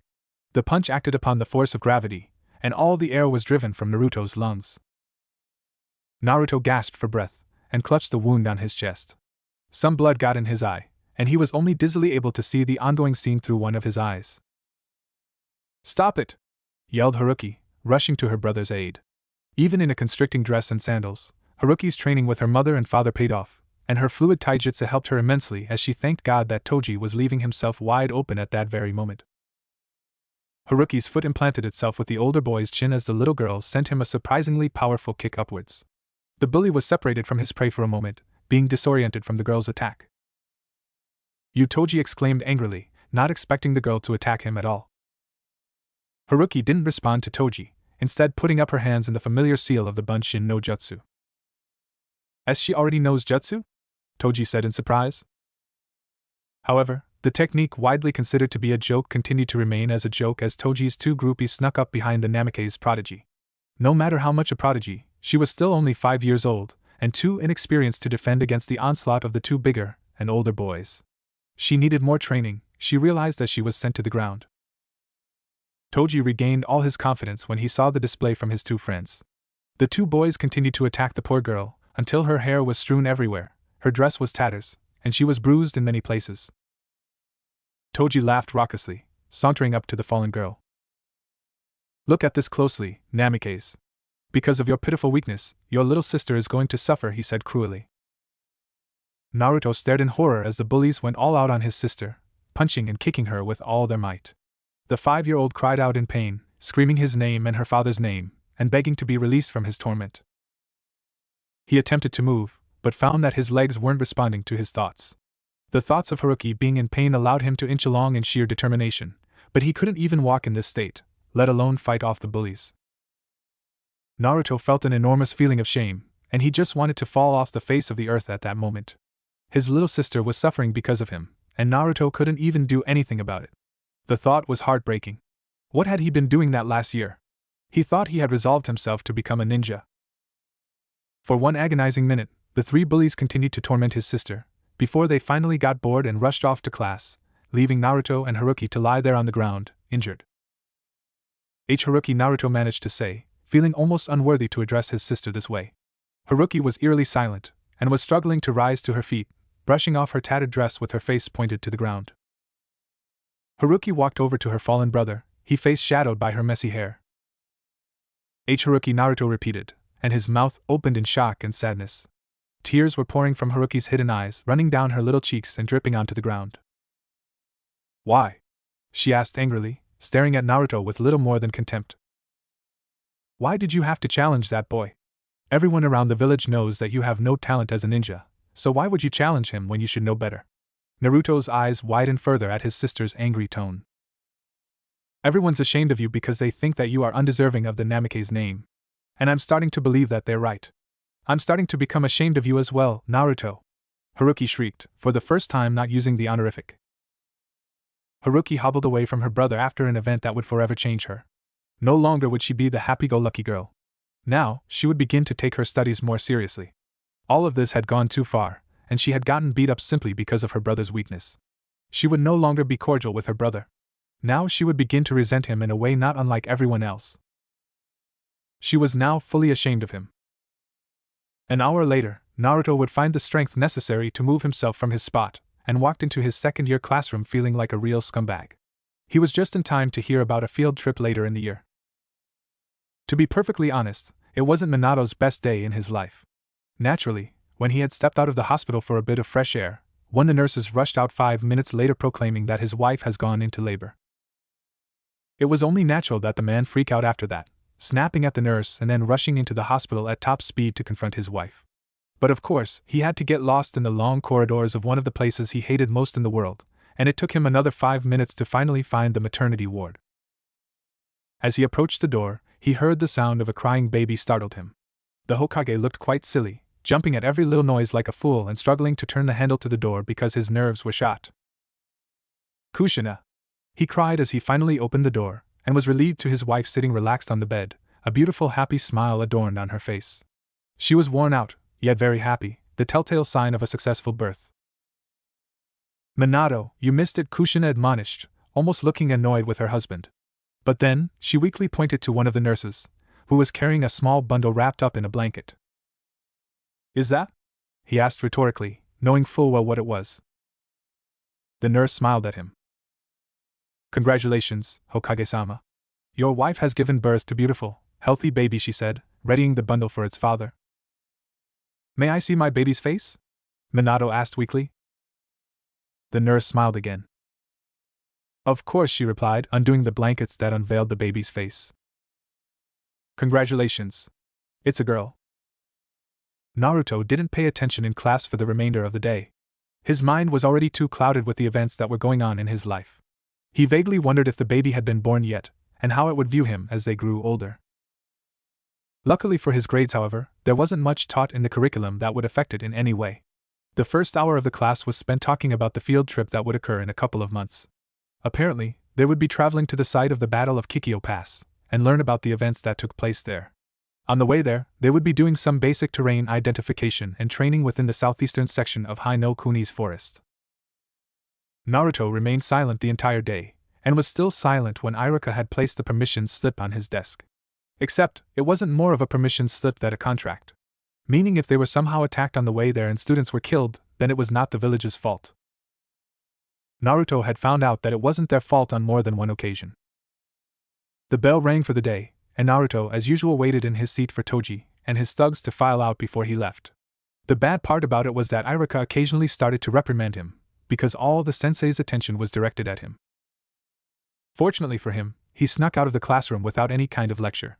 When he got outside, he was supposed to meet his sister at the front gate of the academy so they could walk to the hospital together, but he was currently having the unpleasant experience of almost being trampled over by much larger students.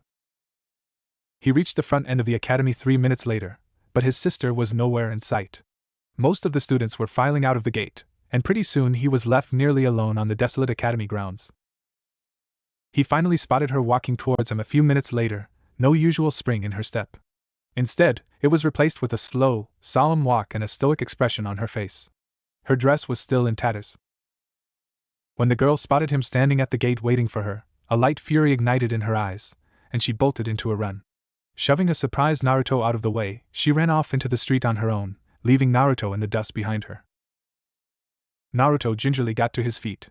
His sister was becoming more and more hostile to him, and that thought was making him sad. She resented him so much that she wanted to run away, even while injured.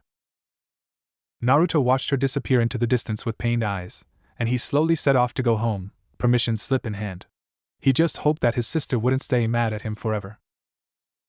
Heruki finally calmed down once she had gotten away from her stupid brother.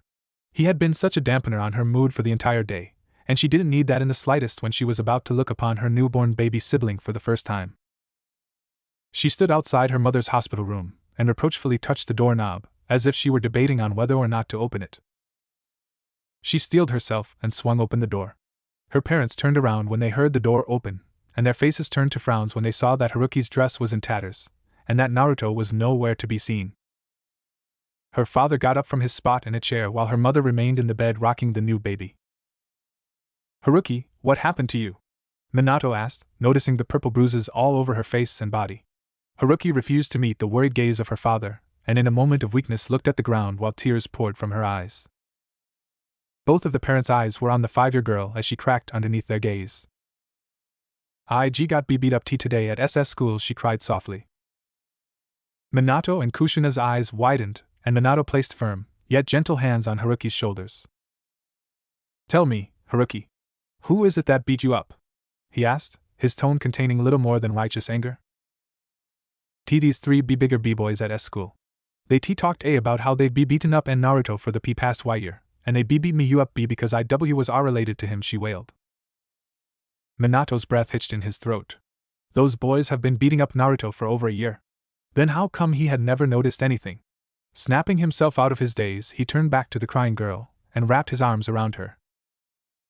The girl's breathing slowed after this happened, and she nuzzled into her father's chest. "Sure, it's going to be alright, baby.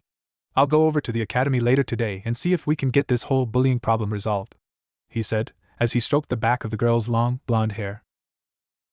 "Daddy," she mewed, and Minato noticed that his jacket was gradually becoming sopping wet with tears. Sure, it's going to be okay," he said, as he kissed the top of her head. He then let go, and looked down at his daughter with a firm, yet gentle look. "Where's your brother, Heruki?"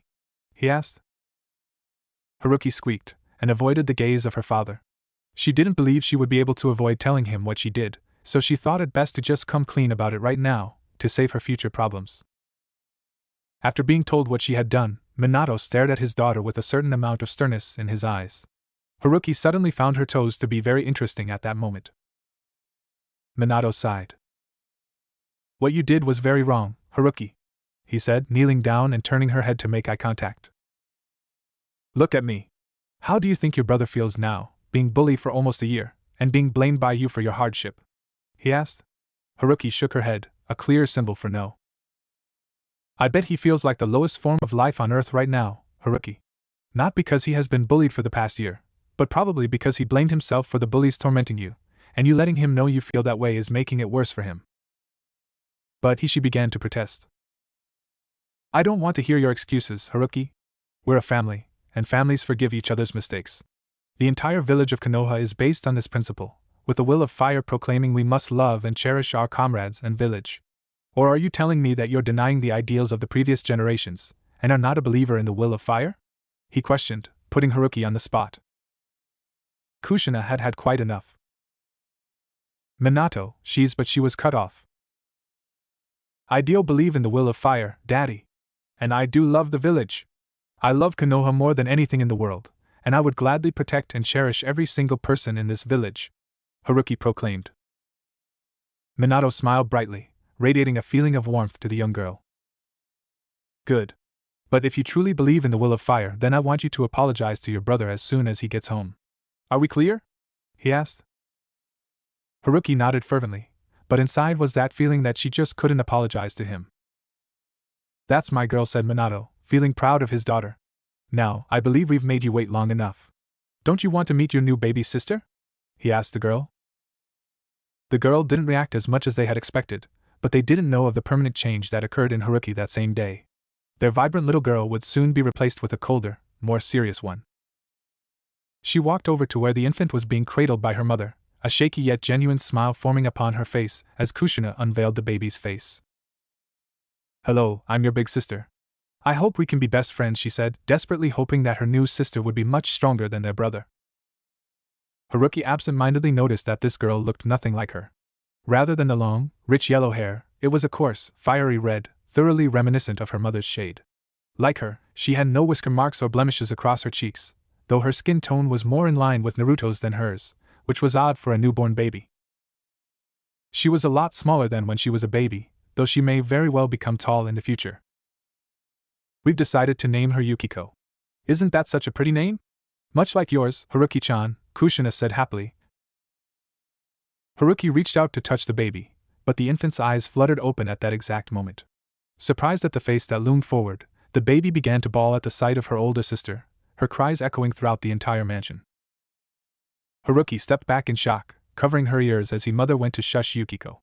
Minato smiled awkwardly at the incident, though his grin rapidly turned into a frown when he glanced upon his older daughter. "I'm going to my room. I'll apologize to Naruto when he gets here," she muttered crankily, taking off out the door in a hurry. Minato's frown deepened. It looked like it was going to be a long week. Naruto's excitement at meeting his new sibling had been killed much earlier, when he had assumed that his other sibling now hated his guts. Instead of rushing to the hospital at his top speed, he instead wandered through the village like a zombie, not really taking in many of his surroundings. He reached the hospital about 15 minutes later, and received his mother's room number from the nurse at the front desk. But while he was his way there, he came across the person he wanted to see the most and least at the same time. He met Heruki, as he was walking down the corridor of the second floor. Her eyes were surprised and slightly angry when they met, and one could tell that she was not yet prepared to speak with him. "Heruki," he whispered, his shock nearly as great as hers. He at least expected to meet her again with their parents, but right now they were in the same exact situation as they had been earlier. Heruki was being uncharacteristically silent. She hadn't bowled him over yet, just like she did a few minutes ago, but she seemed to be pondering something great, yet he just couldn't figure out what it was. Haruki's mind was indeed a raging storm. On one hand, she wanted to listen to her father, and apologize profusely to her brother to prove her ideology was not false, but there was another side to the argument that came into being. Every time she stared at his face, she recalled the incident that had happened earlier today. The bullies, with their mocking scowls and big fists. Her brother, who was supposed to protect her from them, was easily beaten down, leaving her to fend for herself. If he hadn't been so weak, all of this would have never happened, now or in the future. It wouldn't have. Those two options hovered around in her mind for a few moments, to forgive him or not to forgive him. Naturally, as a 5-year-old, she went with the most selfish option in this case, and the choice to not forgive him won out in her mind. She put her hands on her hips and glared at him forcefully. "Just to let you know, I'm never going to forgive you for what happened here, so don't try and get me to apologize," she scoffed, turning her nose into the air and walking by him. Naruto slumped. He had been expecting a reaction like that, but the reality of the situation still hurt. He was about to walk past to go the room, but Heruki was going to say one last thing. "Oh, and by the way, Tu-chan asked me to apologize to you, so if you could, tell him that I did okay?" she added. Naruto gulped in slight fear. There was definitely the hint of a threat in that sentence. And with the Kyuubi backing her up, she could easily make his life a living hell. Naruto's paranoia made him nod, to which Heruki seemed satisfied. Like Heruki before him, he entered the hospital room gingerly, taking his time with the doorknob. But relief washed over him when he realized that his parents were pleased to see that he was all right. His father asked him about earlier, to which he said that he had met Heruki and she had apologized to him. They didn't know how big of a lie that actually was. His father vaguely told him to go meet his new sister, and he only half listened to his speech. The thought of Heruki entered his mind again, and he realized that there might be 2 Herukis around the house from now on. But as soon as he laid eyes on her, all those feelings of doubt and paranoia washed away. The mere sight of the red-haired infant girl was enough to take his breath away. He vaguely remembered a similar feeling from 5 years ago, but today would be the only time he would remember it clearly. The baby looked so weak and so innocent that it looked like just a touch from even him would break her instantly. Kushina smiled at her oldest's look of wonderment at the new family member, and leaned the girl closer to her oldest sibling. The infant girl fluttered her eyes open, and unlike before, she didn't freak out at the sight of a new arrival. She eyed her brother curiously, especially when he lifted a shaky hand to touch her cheek. Yukiko laughed at the contact, surprising everyone in the room. As Naruto tried to move his hand away, she raised her little hands and grasped one of his fingers. He dumbly watched as Yukiko placed his index finger in her mouth, still giggling as she sucked on it. Naruto's dumb look was replaced by a look of pure joy, and he produced a more genuine laugh than he had done in months. 3 months later. Life went on as normal in the Namikaze household, even after their newest arrival caused all of them a great deal of turmoil. They all aged a little bit, with both Naruto and Heruki passing their birthdays, and Yukiko's growth becoming more evident. Naruto was still struggling with his ninja training, while Heruki was still thriving under it. Naruto had finally accepted his father's training, though he had shown no signs of rapid improvement under Minato's tutelage. Everyone was beginning to realize that maybe Naruto just wasn't cut out to be a ninja. Heruki still avoided him like the plague, ditching him in the academy grounds as soon as she got the chance. Meanwhile, Yukiko still adored him, always at her happiest when he was around. She also cried when he was away for too long. Which is what she would be doing while he was away on the 2-day field trip. Naruto didn't want to go, but this was a mandatory assignment for anyone who wanted to pass the class, and his parents were making him go. So, here he was, accompanied by 5 Chunin Academy instructors, and the rest of his class through the southeastern portion of the Hai-no-Kuni forest. He leafed through his survival book at an alarming rate, trying to know about the various hazards that existed throughout the forest. They were planned to reach the battle site by tomorrow morning, so they had all day today to catalog some helpful information for their future lives as ninja. Iruka, who was leading the charge, would occasionally stop walking and explain to them something about a particular plant or something. Needless to say, it wasn't very entertaining. But the real kicker for them was when it was time to break into groups. Naruto had been dreading this ever since this field trip had begun. After all, no one in the class was particularly fond of him, though some of the kids were worse than others. Iruka had begun reading off the names of those who would break off into pairs, though Naruto wasn't really paying attention. He was just repeating one thing in his mind over and over again. "Please don't be Toji. Please don't be Toji. Please don't be Toji." He prayed in his mind, so much that he didn't even register his name being called out and his worst fears becoming reality. When Naruto finally opened his eyes, most of the other kids had gone. It felt like a rock dropped in his stomach after he saw who was sauntering up towards him, a wry smirk all over his face. It was Toji, and he was looking giddier than he had ever before. "Hey, Namikaze. Looks like we're partners on this retarded assignment, buddy," he said sarcastically. Naruto gulped and nodded, while the much larger boy slung an arm around his shoulder. "Iruka-sensei assigned us to bring back 5 types of medicinal plants, and identify 3 types of poisonous plants. Now, we're going to be going into the back section of the forest. He pointed to an incredibly dense section of the forest. And you're going to do all the work for me. And don't you dare send off the emergency flare that the senseis gave us. If you do, you'll be choking on those poisonous plants you're going to identify. You understand? Toji asked, while Naruto nodded frantically. Good. Now, we better get going before all the others get back, he added, roughly dragging Naruto back into the dense section of the forest. It would be the last time anyone saw either of them. I've found something, yelled Naruto, once the two were away from the trail. Naruto seemed to be somewhat excited about identifying plants, but anyone could tell that Toji was just bored. He would probably take up his old habit of beating Naruto up soon. Atropa belladonna, or deadly nightshade. It's one of the most poisonous plants in the survival book. It seems to be able to grow here because of the thick shade cast by this very dense section, Naruto noted.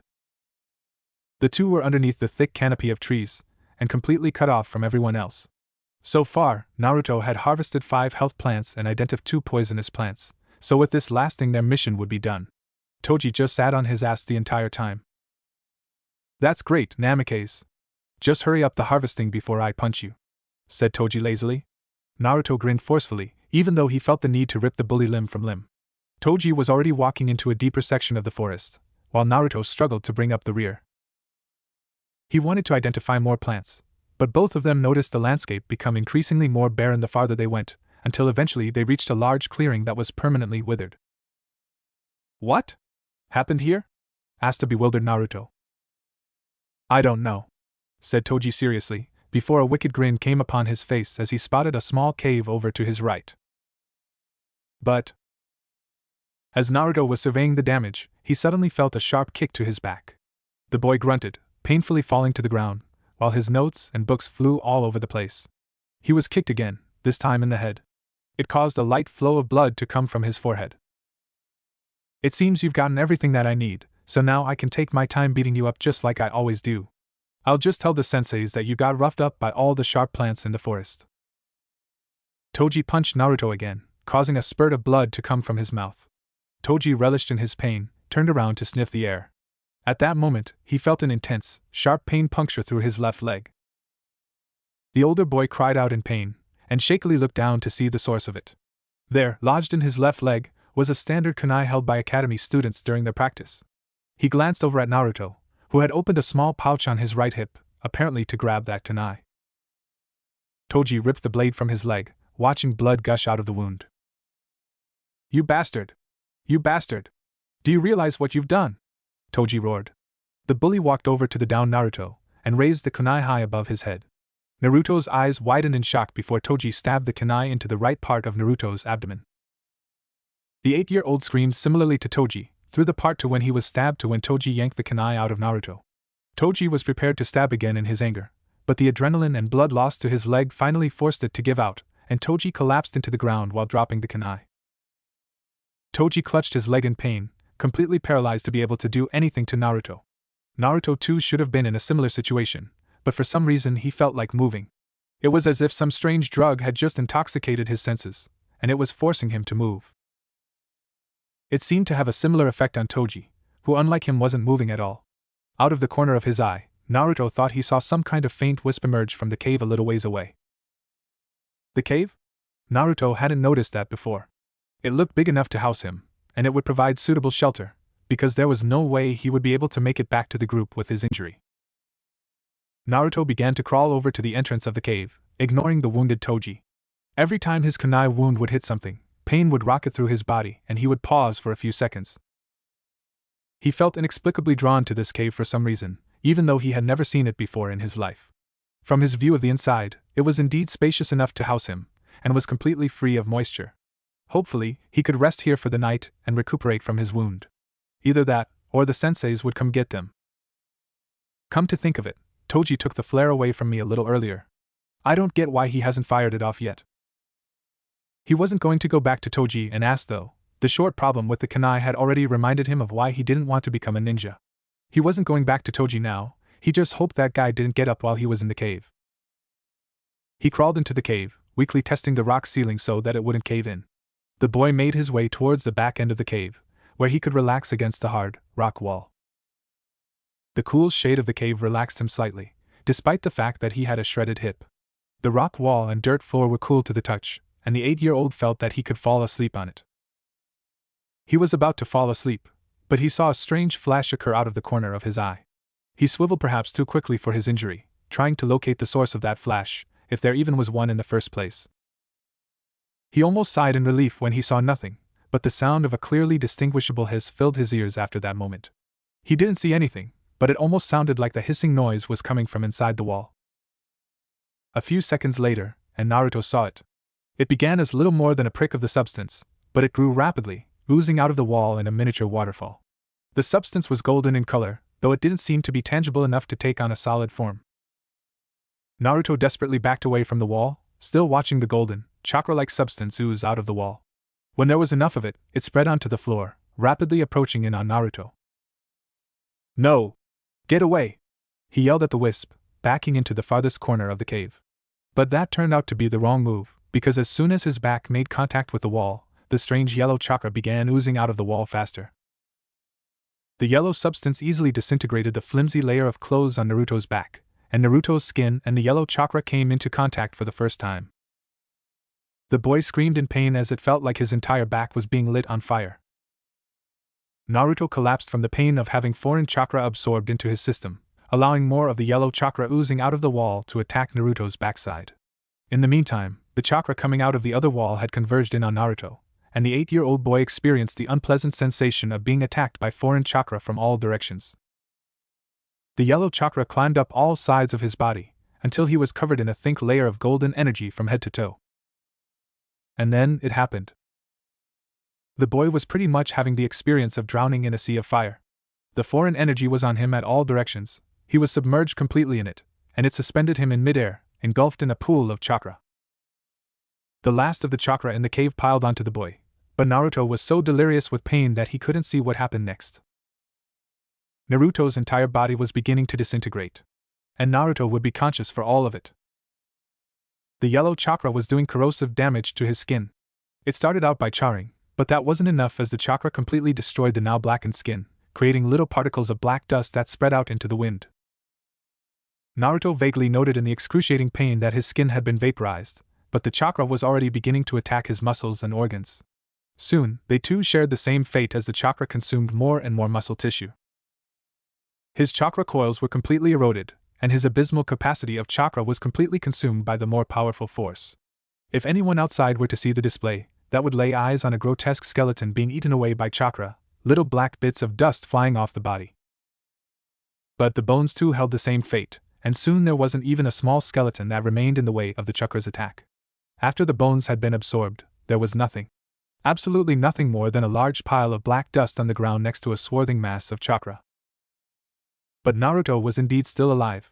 His pain sensors had been destroyed along with his muscles, but Naruto had been too afraid to look. He tried to open his eyes, but found that he didn't even have any eyes. Yet strangely, when he did that command, he could see the entire world through his mind's eye.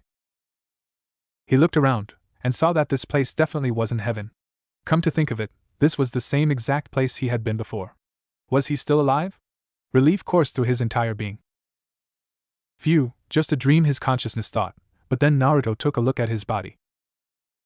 There was no body, just a yellow mass of chakra where his body had been. He tried to scream, but no sound came out. He tried to move, but he was only a soul trapped within chakra. That's right, he was a soul now.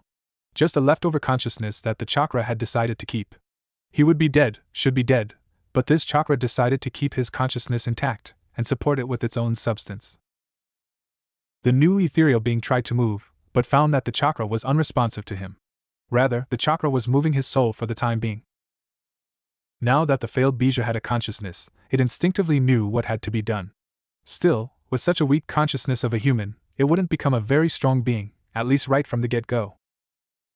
Fueled by consciousness, the chakra oozed out of the cave and into the clearing.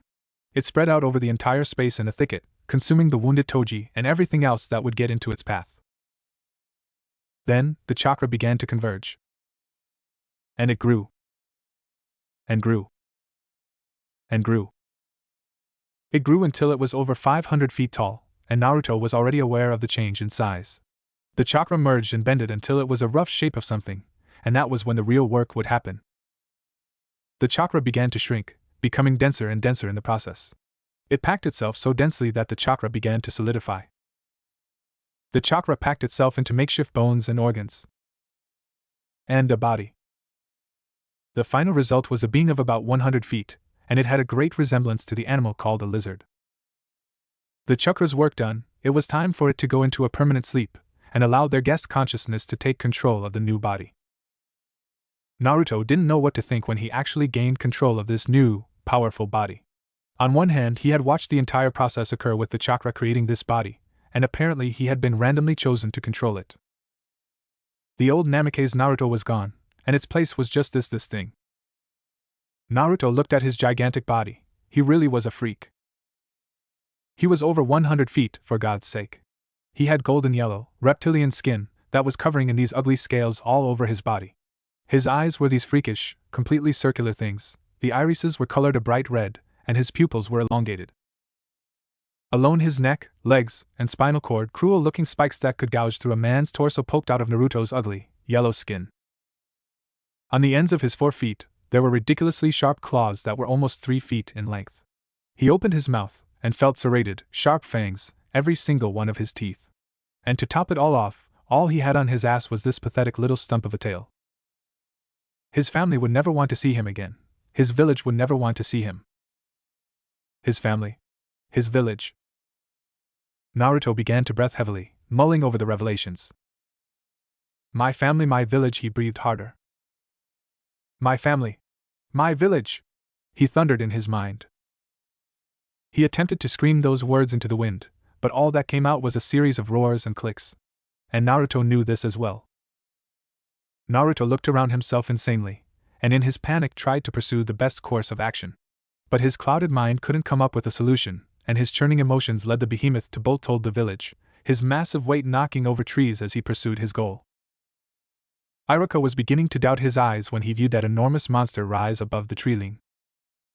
It was a bijou, no doubt about it.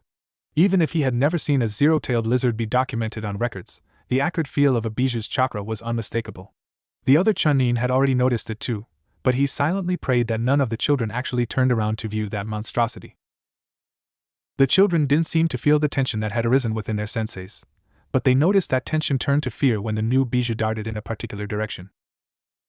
The direction of Konoha. Aoba, get the children to safety at the Kiko Pass battle site. It isn't safe for them to go back to the village at this moment. I'll head back to Konoha and warn Hokage-sama about the approaching danger, he whispered to his second-in-command for the field trip.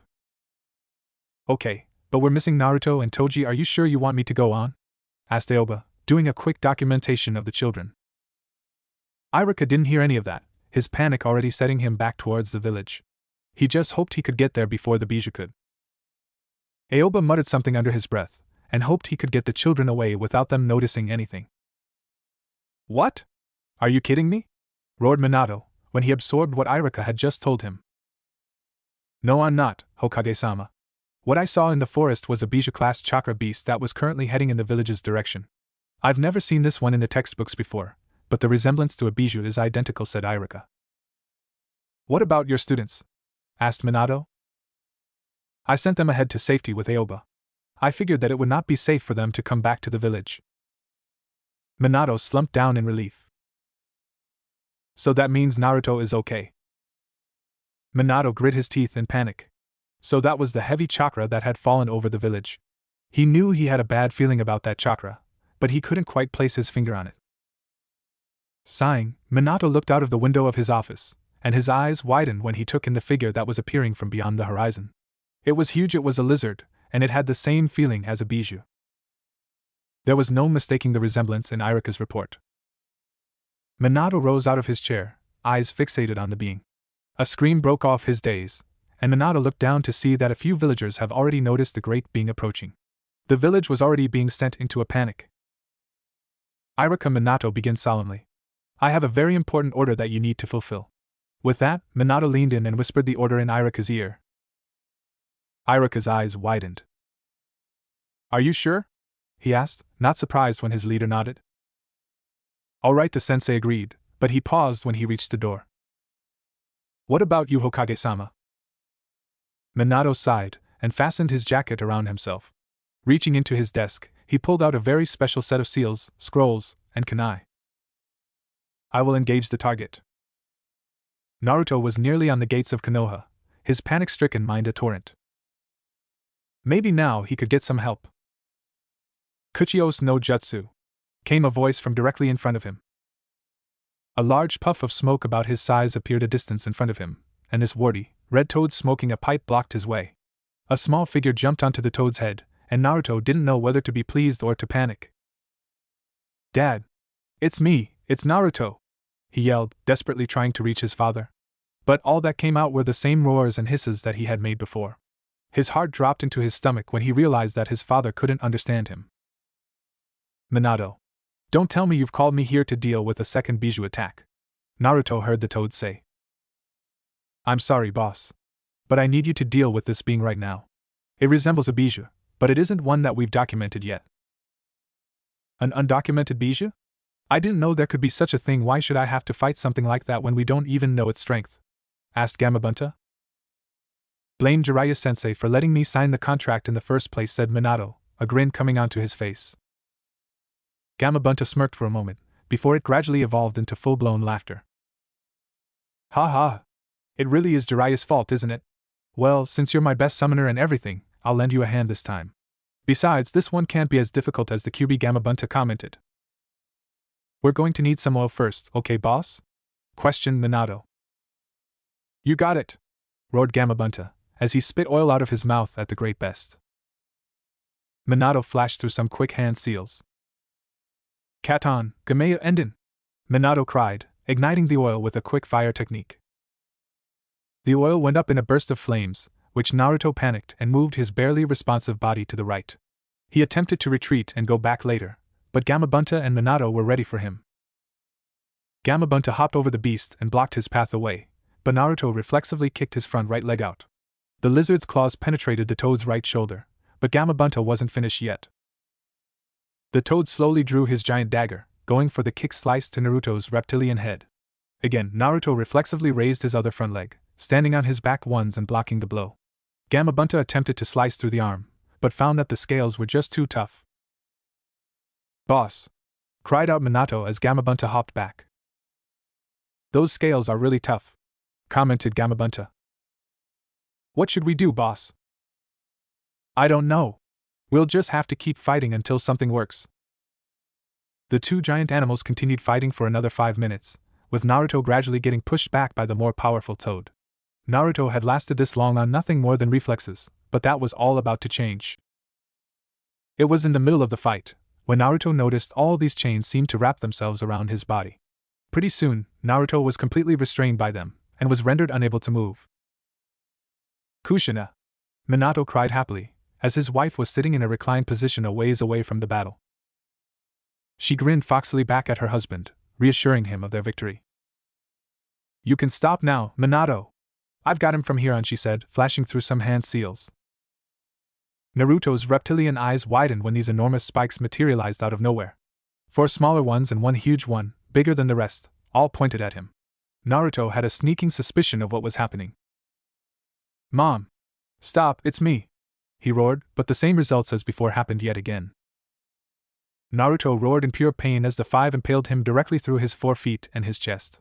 A surge of electricity coursed through his body, and he could see the spikes jutting out of the other end of his body. Her baby daughter was still asleep at her side, even during when she drew lines all across her stomach, followed by a big black circle where her navel was. Kushina flashed through some more seals. No! No! Naruto yelled, as his body began to dematerialize again. His solid form became wispy again, even though it didn't dull the sense of pain at all. The now gaseous Naruto completely flowed into the markings on his baby sister's stomach, the ugly black markings disappearing as he did. The little girl didn't stir at all, completely unaware that her brother had just been sealed within her.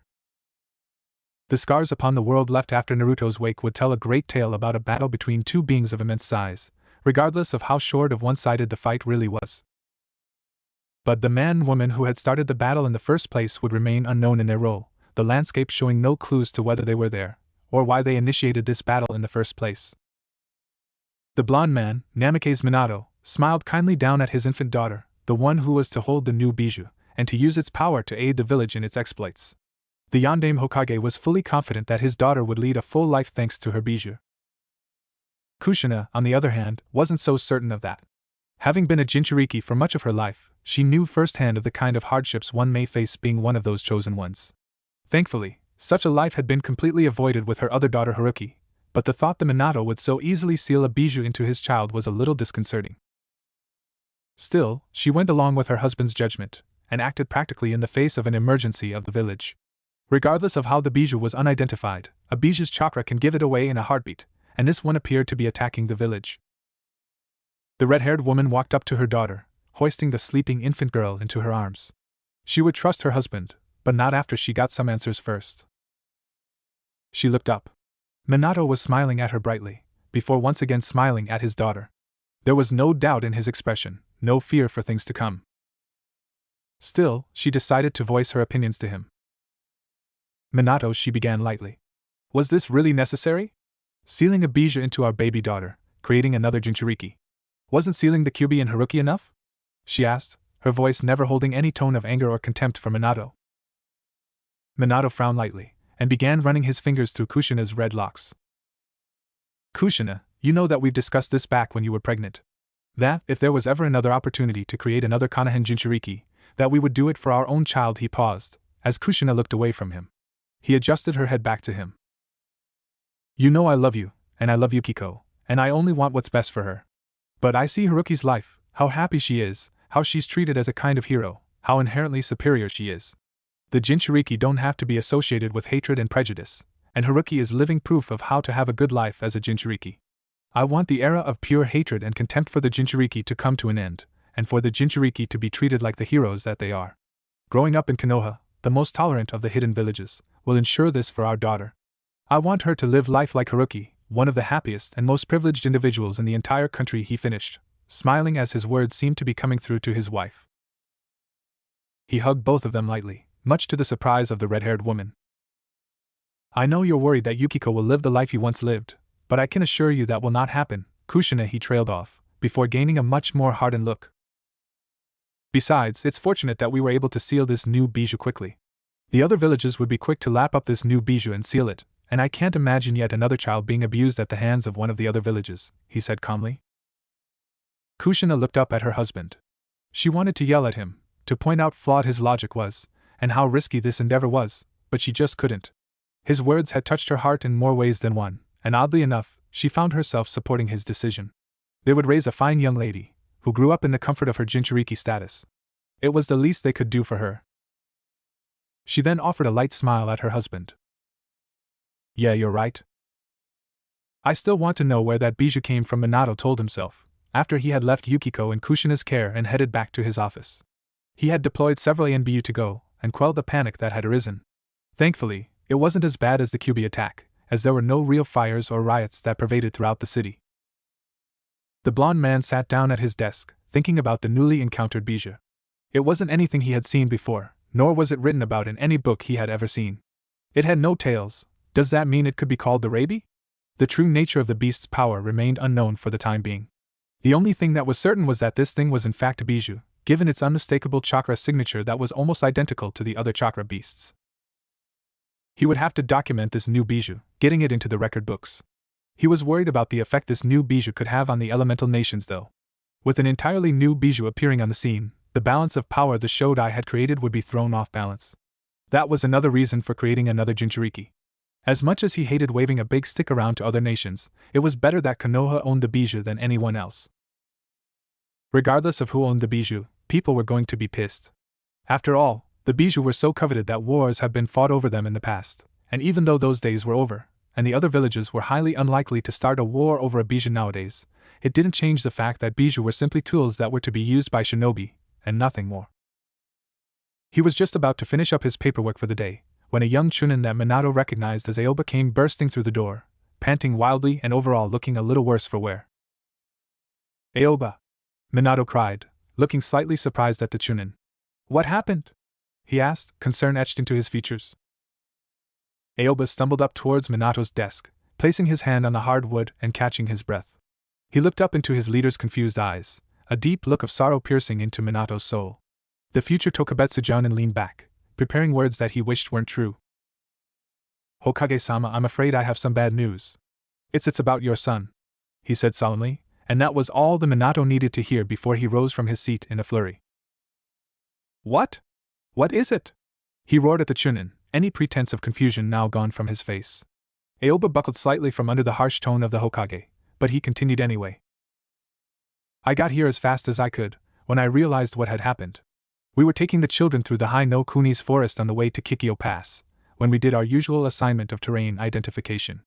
However, your son and his partner Toji never returned from out of the forest. We vehemently searched the surrounding area for them, but we couldn't find any trace of them.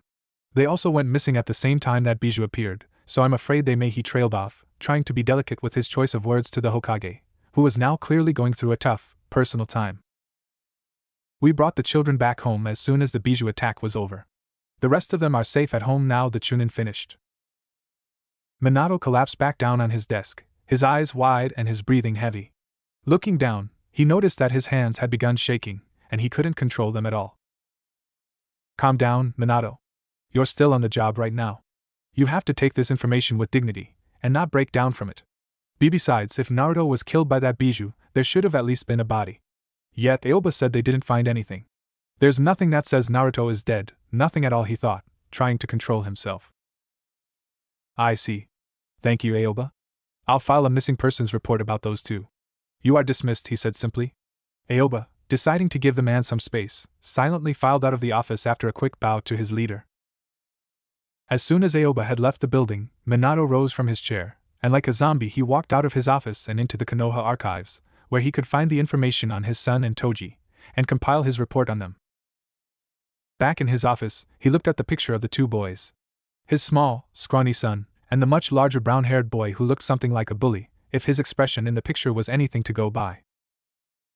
And as the grieving man filled out their reports, it pained him so much to put the phrase, likely deceased by volition of Bijou attack, at the bottom of his son's profile.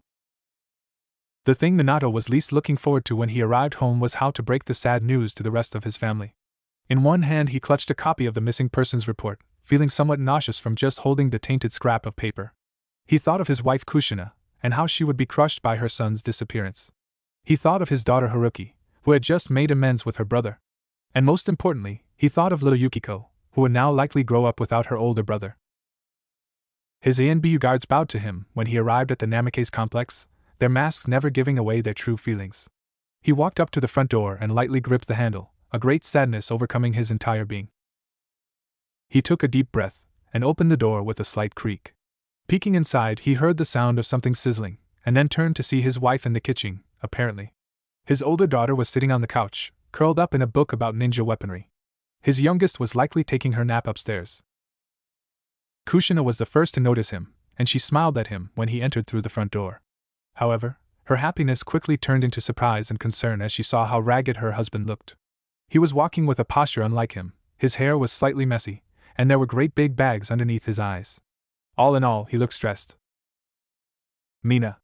She trailed off, as her husband entered the kitchen and stared at her, a look of sorrow in his eyes.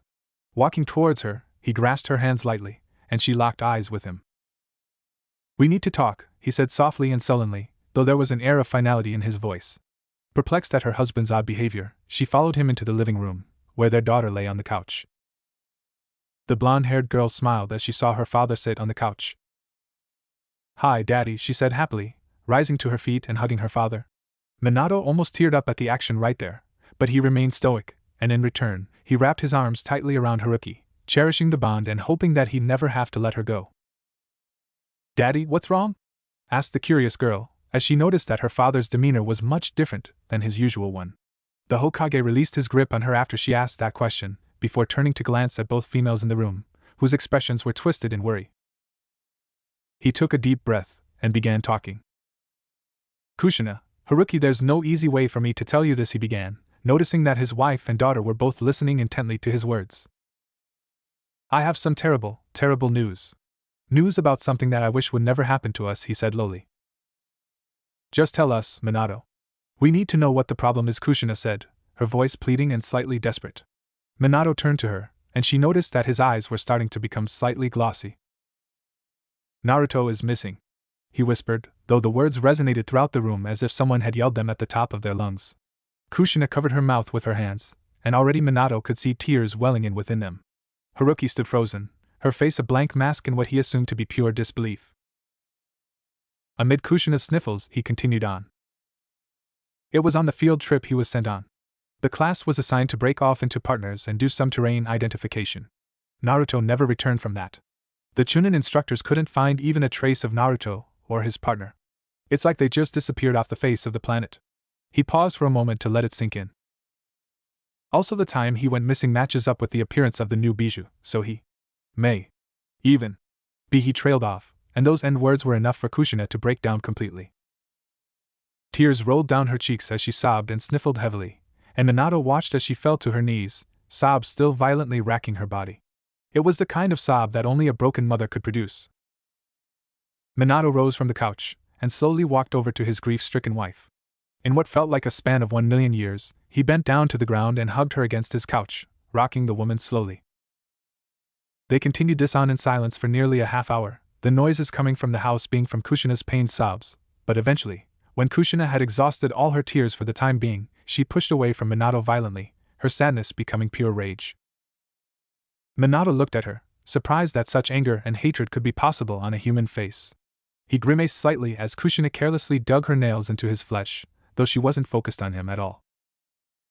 That monster took away my Naruto, and we just let it be sealed in our daughter. It doesn't deserve that kind of fate. I'm gonna go unseal it right now, Minato. I'm gonna kill it. I'm gonna gut that monster who took away my Naruto. She shrieked at the top of her lungs, as much as her hoarse voice could allow. Minato wrapped his arms around her midsection, trying to console the rampaging Kushina. He hoisted her over his shoulder, and in response she began pounding his back with her fists.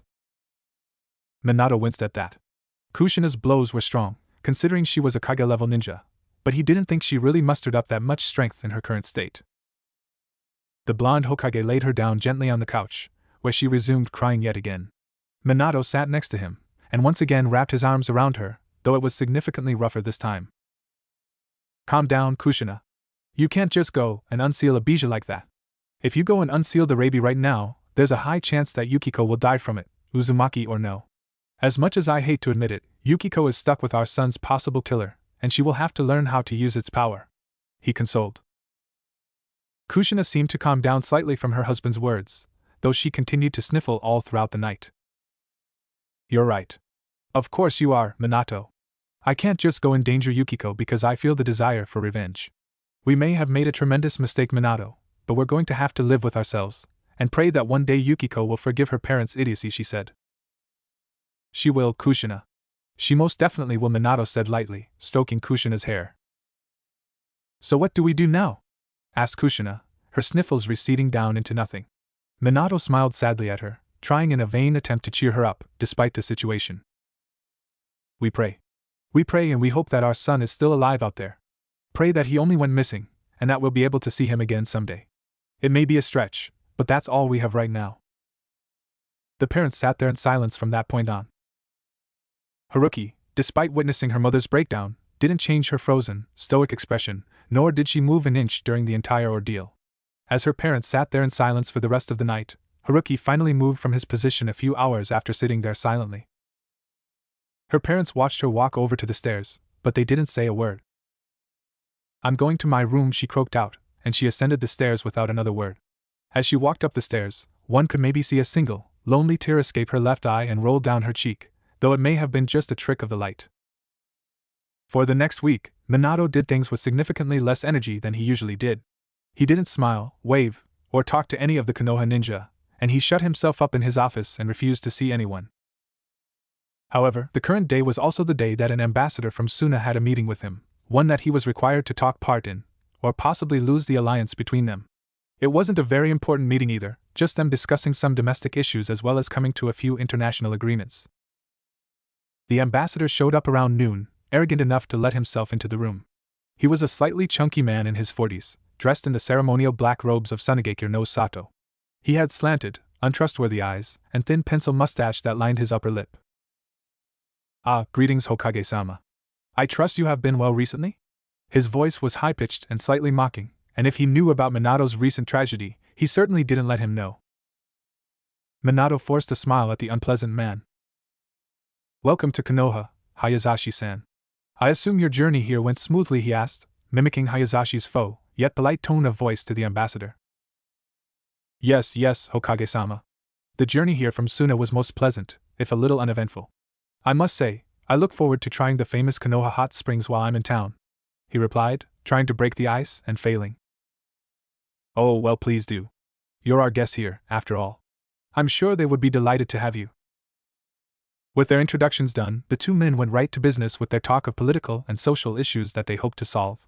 The talks went by fairly simply, with Hokage and ambassador working out a reasonable solution to all their problems that Hayazashi would relay to his superiors in his report. However, it was near the end of the talk that things got a little interesting. "So, I've recently heard about the incident you had with the bijou attack. A tragic occurrence, really. Konoha always seems to be the place where these things attack. But I suppose you've also gained another Jinchuriki in the process, am I right?" the ambassador asked slyly.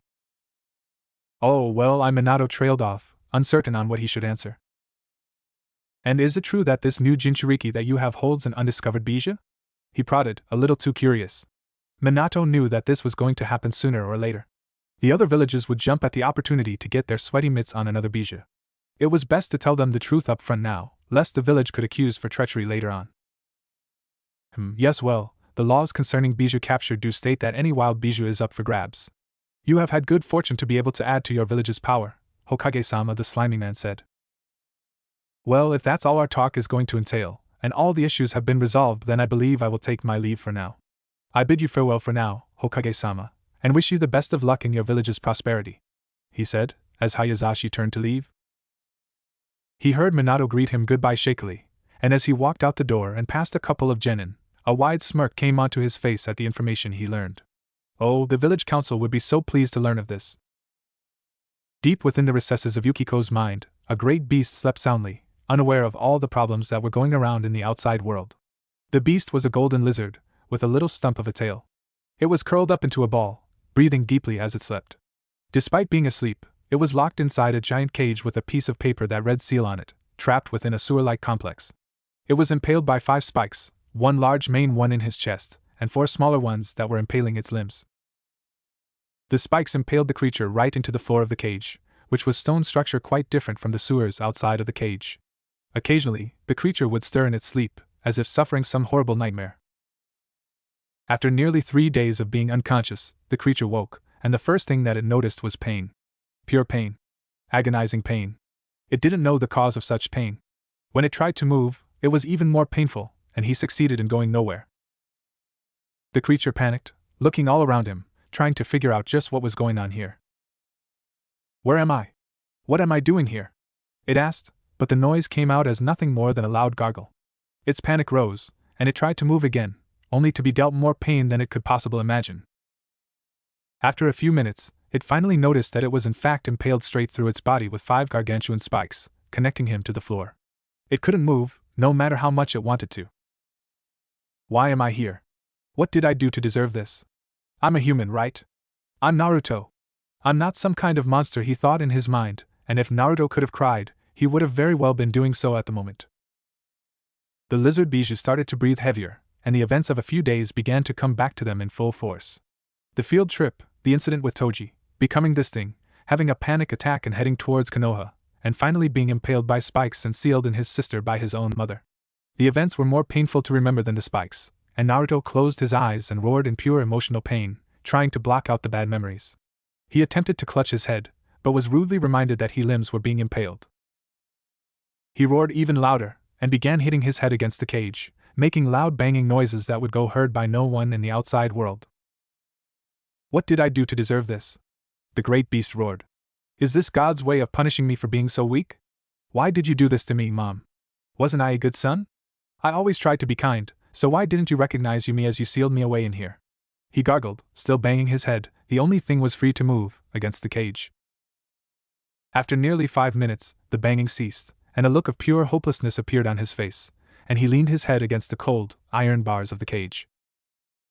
"I'm alone in here, aren't I? No one's ever going to come help me in here, are they?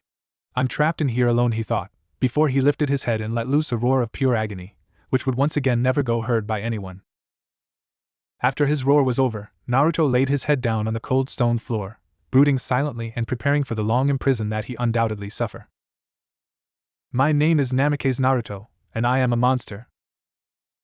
I don't say this because I have done some truly evil action in the past that I regret wholeheartedly. In actuality, I have done nothing wrong except live my life, but maybe that is the reason God is punishing me. I call myself a monster, because I literally am a monster. Almost 11 years ago, I had an unfortunate accident, and ended up becoming a Bijou, one of the now 10 giant chakra monsters living in the world. And to add insult to injury, I was sealed away in my youngest sister by the hands of my own mother, where to this day I remain impaled along the walls and floor of this tiny chamber, never being able to move. Always impaled, always dank, and always very, very lonely. Even if my vocal cords have adjusted to allow human speech again, it was of no use, as there was no one to talk to. I have come to terms with the fact that I am a Bijou, and that I will never be able to go back to my previous form or lifestyle. I guess you could say I accepted this about 6 years into my imprisonment, where I discovered I could take on a more human form. Despite this, however, this human form is still completely recognizable as something inhuman. Even if I escape and live the rest of my life in this human form, I would forever be shunned as an outcast and as a monster. This I know to be true. But even still, I long to be free from this place. I can never again enjoy the company of a human, but being a Bijou has granted me a bizarre appreciation for the simpler things in life. For the longest time, I have yearned to simply run free throughout the world and be unworried about worldly desires, despite my lack of companionship. Nothing would make me happier at this time. However, I have not lost all of my human feelings, and most of them remain intact. I would be lying if I said that this decade-long imprisonment has not made me bitter and jaded. I have a boiling pot of hate deep within my body. Hate towards my family, hate towards the power that be, and hate towards the ninja system. But most importantly, I hated the events that lead to this. To the events that lead me to be imprisoned. But that's enough about that. My inane ramblings about my miserable life don't matter to anyone, because I'll be lucky to ever be able to see the light of day ever again. In the village of Konoha, the first thing anyone would notice as they started their day was the orange and black paint that coated the 4 faces on the Hokage monument. It was vandalism at its finest, and while most everyone was staring with indignation at the action, the perpetrator was currently laughing her ass off. A pair of chunin rushed around the village, desperately searching for the culprit of the admittedly ingenious prank. She laughed at their feeble attempts to stop her before she turned around and bumped straight into a larger body. There, a man in his early mid-30s stood in front of her, an annoyed expression on his scarred, tanned face. His right eye seemed to twitching a bit, and the culprit of the prank rubbed the back of her head sheepishly. Heh. Hi, Iruka-sensei, she greeted, trying to appease the authority figure in front of her, though how well it was working was anyone's guess. Yukiko! Not again! What are you doing during class? He screamed at her, causing the youngest Namikaze to grin awkwardly. Iruka just glared at her intensely, before he produced a length of rope from God knows where. Yukiko just barely realized what was going to happen before she was tied up and dragged back to the academy. 5 minutes later, she was sitting tied up on the floor of the academy. Iruka was clearly mad at her, but the rest of class only seemed amused at the girl's predicament. There was no trace of true mocking or dislike on any of their faces. In fact, many of them were actually very amused with the pranks that she had been known to pull. She smiled back at the crowd, causing the students to laugh quietly at her. Iruka sensed this and glared at the class before turning back to the red-haired Namikaze. Although he was mad on the outside, Iruka was happy for her. She reminded him vaguely of himself while in the academy, though unlike him, she wasn't considered annoying by everyone in her class. She was actually very good friends with Konohamaru, Udan, and Moegi. It was heartwarming to say the least. They all knew about the thing that resided within her body, but they had chosen to accept her regardless, mostly on part of the yondaime and their parents' efforts. Still, he knew in the end that she had to be punished for her latest prank. We're going to review the henge technique. Those who have already passed need to do it as well, he said, drawing groans and protests from the crowd. Okay, now the class could afford to be slightly annoyed with Yukiko. A few kids went before her, but when it was her turn she sauntered up to the middle of the room like nothing was happening. A cocky smirk appeared on her face, before she clasped her hands into a seal and yelled. Henge! Her girlish voice reverberated throughout the room, a cloud of smoke appeared, and there was a perfect copy of Iruka himself standing where Yukiko once was. The fake Iruka changed back into the red-haired 11-year-old, before she smirked at her now approving teacher. She wasn't the top of the class for nothing after all, a fact she so graciously owed to the being inside her. Her face brightened as her teacher complimented her on her performance, but it blanched and became an annoyed frown with his next words. "But that still doesn't mean you're not going to be scrubbing the Hokage mountain later," he yelled. Her ear twitched as she heard some light chuckling from the line of students. She turned around to glare at them half-heartedly, before she walked back to her seat, muttering something about how today was gonna suck. She continued her muttering as she got to work on the Hokage monument, scrubbing the paint off her father's face, which had really been hit the hardest. Iruka sat on top of the mountain, always keeping a reproachful eye on her work. He narrowed his eyes as he caught her murmuring something about stupid teachers, before he adopted a thoughtful look. "Hey Yukiko," he said cautiously, as the girl in question turned upwards and gave him an unamused stare. "Well, I was thinking if you do a good job maybe I could take you out for some ramen tonight," the chunin said. Yukiko's face brightened at that immediately, and she immediately began working with a zeal previously absent.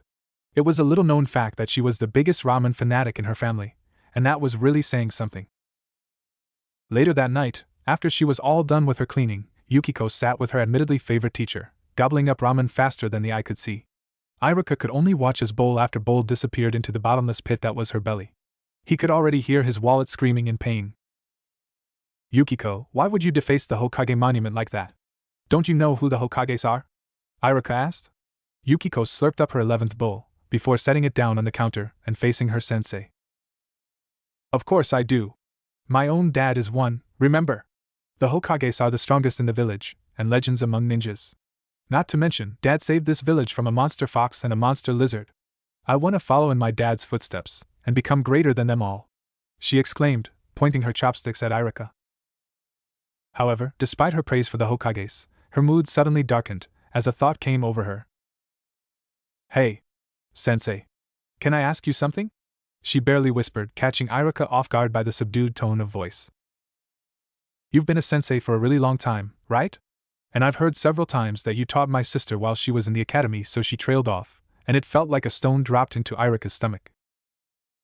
"Does that mean you also taught him?" she asked, her voice even meeker than it was seconds earlier.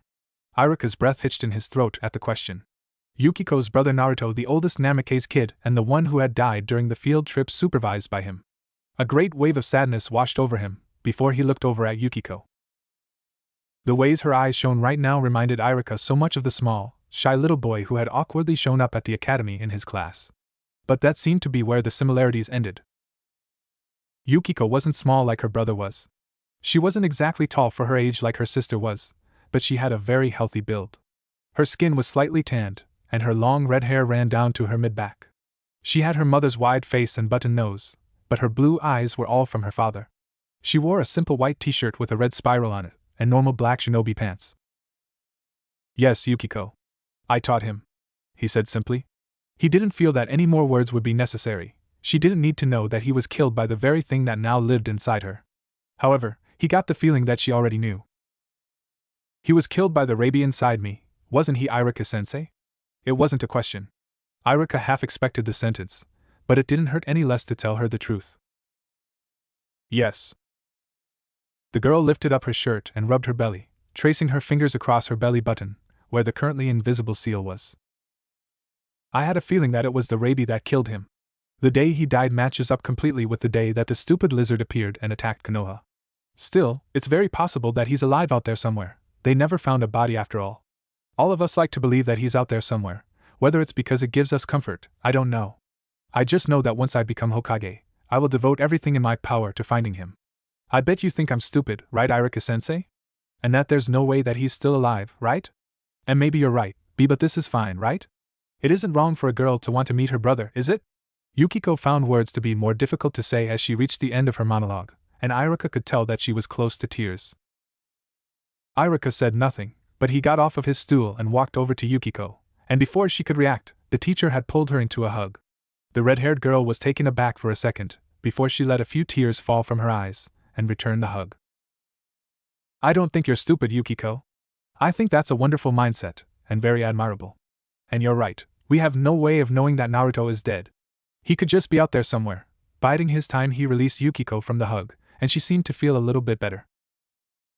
"Thanks, Iruka-sensei, but I don't think that's right. Dad has looked for him tirelessly for over a decade, and we've up with no clues, no leads to suggest that he's still alive. But I think he was killed by the Rabi." You know, I could hate being a Jinchuriki, and having that thing stuck inside me, but I don't. My parents were just trying to make me have a happy life, and the Rabi will help me on the path of being a ninja. I don't blame them for sealing it in me, especially since my sister's life was enhanced by it, she said softly, and Irika figured there was more to this than she let on. Yukiko, Irika tried to say, but he was cut off before he could get anything out. There you are, Yukiko, I figured you would be here. A calm feminine voice said, as the flaps to the ramen stand folded, and a new individual entered the restaurant. Oh, Heruki, she said, as she finally noticed her older sister enter the stand. Whereas Yukiko was almost the spitting image of her mother, Heruki was the opposite, taking mostly after her father. A complete bombshell of a woman, Heruki definitely had the attention of the males in the village. She kept her blonde hair in a ponytail that reached her upper back, and her face was much more angular and pronounced, though she had similar eyes to her sister. She was very tall, clocking in at around 5 feet 8 inches or 5 feet 9 inches, and somewhat slender, having very long legs and a curvy build. Her breasts were very large, being the same size as her best friend Hinata's, if not even bigger, which Yukiko noted with envy. Some even said they would be as big as Tsunade's legendary ones in a couple of years, though that was likely an exaggeration. Her outfit was very provocative, to say the least. Fishnet stockings rode up her legs into her navy blue shinobi shorts, which hugged her figure nicely. Her shirt consisted of a sleeveless white tank top that revealed quite a bit of sizable cleavage, and it was cut off several inches above her belly button, exposing her toned stomach. Yukiko was jealous of her sister, to say the least. She wished she could wear those type of outfits, as well as have her body. She hoped with all her heart that she could be just as attractive when she got older. Though, with a handsome father and beautiful mother, she had all the genetics in her favor, so she doubted she would have to worry about that. But her sister wasn't just beautiful. She was a genius, as well. Starting out her training early, Heruki made it to Genin at the age of 7, and now at the tender age of 16, she was an ANBU captain, and probably the 4th or 5th strongest ninja in the village. She seemed destined to take the mantle of Hokage from her father, and that brought her into conflict with Yukiko, who was aiming to become Hokage in her own right. Still, her sister had issues.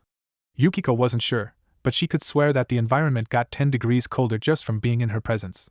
Something had stirred her into a cold and arrogant human being. Not to mention, the pampered life she had lived made her downright spoiled, and despite her coldness, she loved being the center of attention. The presence of the Kyuubi, the strongest of the tailed beasts, almost gave her a god complex, and she expected everything to be handed to her on a silver platter, just like what had happened all her life. Dad heard about your most recent stunt, and he wasn't pleased about it. But she looked back outside over to the Hokage monument. It seems your sensei has taken the liberty of having you clean it spotless. However, I don't approve of you being allowed to partake in ramen after just being punished. We're heading home now. Dad wants to have a word with you, she said. Wait, Heruki. Don't you think that's a little hard on her? Asked Irika, coming to Yukiko's rescue. The girl in question smiled at her sensei, before turning back towards her sister with pleading eyes. With all due respect, Irika, I believe you were far too easy on her. Remember that I outrank you, and this is a matter that will be decided within by the Hokage himself. Let's go, Yukiko. Yukiko mumbled something to herself before rising from her stool and walking out of the stand. Irika looked like he had wanted to say something, but he let both sisters go. Yukiko walked with her posture completely slumped, almost afraid to look up at her older sister. While in some ways she was hyperactive and happy, in others she completely lacked confidence and self-esteem. Just being around her sister seemed to awaken those feelings within her. She was treated like a hero around the village for holding the Rabi, something she was grateful for, and slightly embarrassed by, but it would be a lie to say that she was more revered than her sister. Kyuubi was by far a bigger threat than the Rabi was, and it had done far more damage to the village, in comparison to the lizard who was unable to even breach the village gates. She was also more talented than the younger girl was, and her work ethic was something to be admired. She was the perfect image of everything the Namikaze family ever wanted in a child. Even now, as they wandered throughout the village, she could see boys ogling her, and nearly all of the surrounding villages were whispering in reverence for her, rather than the hate that could have been expected. However, Yukiko cocked her ear when she thought she heard a sullen-faced man walk past and speak. Fucking Marisu bitch, you'll have a deconstruction someday, she thought she heard the man whisper. She turned away to see the sullen-faced man, but he was silently walking down the road. She took her eyes off him as he walked into a store and leaned on the fourth wall of the building. Bewildered by the experience, she didn't even notice that they had reached the front gate to the compound where she had lived all these years. The two A and B guards bowed as both girls took off their sandals and entered the main mansion, where both of their parents would surely be at this time of day. They heard the clanging of plates in the kitchen, and realized that one of their servants was likely finishing up the dishes. Heruki picked up on idle conversation coming from the main living room, and recognized the voices immediately due to her advanced hearing. She led her younger sister into the living room, where both of their parents were sitting on the couch, talking in slightly hushed voices about what was likely Yukiko's latest stunt. Her mother seemed somewhat upset, and she glared lightly at her younger daughter as she entered the room. But that was to be expected. Her mother was still as beautiful as ever, but she seemed a lot older because of the sheer bitter expression that seemed to be on her face half the time. Her father was physically showing more signs of age, but he seemed younger than her since he had always seemed somewhat cheery, or at least as cheery as you could get after losing a child. Kushina was about to speak, but Minato beat her to it. "Yukiko, please sit. We've got something important to tell the both of you." It was strange, but her father really didn't seem that upset about the vandalized Hokage monument. And from the looks of it, either did her mother. In fact, they seemed to be somewhat proud. "Dad, aren't you going to punish her for what she pulled today?" said Heruki indignantly, allowing emotion for the first time since she saw her sister today. Yukiko winced, thinking that her parents would be reminded to punish her. "Heruki, I know that Irika made her clean the monument from top to bottom. That's enough punishment for one day. What's important to know is that your sister's final exam is tomorrow. It's a very momentous occasion, and we have much more important things to announce than a prank." Minato retaliated, his voice leaving room for no arguments. Heruki looked like she was about to talk back, say something about how she had graduated 5 years early instead of just 1. However, despite her sentiments about the occasion, she kept her mouth shut and stalked over to sit on the couch with the others. Minato sighed heavily as she sat down, in a slightly brooding mood. "Well, Yukiko, I'm sure you're aware what resides in you, right?" he began lightly, after Kushina had given him the approval to continue. Yukiko seemed to know what was going on already, and she nodded her confidently, which eased Minato's concerns a little bit. "Okay, then you're likely aware that Kushina put on a specific seal when she sealed the Rabi inside of you. This seal allows you to draw upon the chakra of the beast, and use it as your own power. When you graduate tomorrow, we think it's about time for you to tap into that reservoir of power. It will surely grant you great strength, as well as protect you in times of crisis." Yukiko smiled slightly, having come to the conclusion that this was all about. It was wiped off her face when her father adopted a completely serious look. "But Yukiko, I hope you realize that harnessing the power of a bijou is no laughing matter. It's not going to be easy, and if you lose control of it, you could end up hurting your allies or the ones you love. That's why we've prepared for this situation beforehand," he said, looking over at Heruki, and then over to Yukiko. "You know by now that your sister has gone through similar training with the Kyuubi for almost 5 years. She can control up to 7 tails of the beast's chakra without losing herself, but the Rabi is a comparatively weaker bijou, and won't take nearly as much effort to master the usage of its power. However, Heruki is still very experienced with controlling her bijou. Over the past year, the 3 of us have worked on a technique that will allow the 2 of you to link mindscapes, allowing you and your sister to both subjugate and control the Rabi. It will be a battle of willpower, though with Heruki at your side, there's no doubt in my mind you'll be able to subdue the beast," Minato explained. Heruki seemed to forget about her previous problems with Yukiko's pranks, and she flashed a reassuring smile to Heruki, who seemed to be getting slightly nervous. It was a rare occurrence to see her smile like that, to say the least. "We hope that you will be able to subjugate him easily.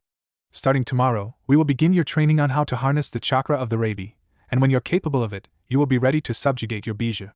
But for now, you need to get some rest. You have a big day tomorrow," finished Minato, the light tone of his voice returning as he smiled at his youngest.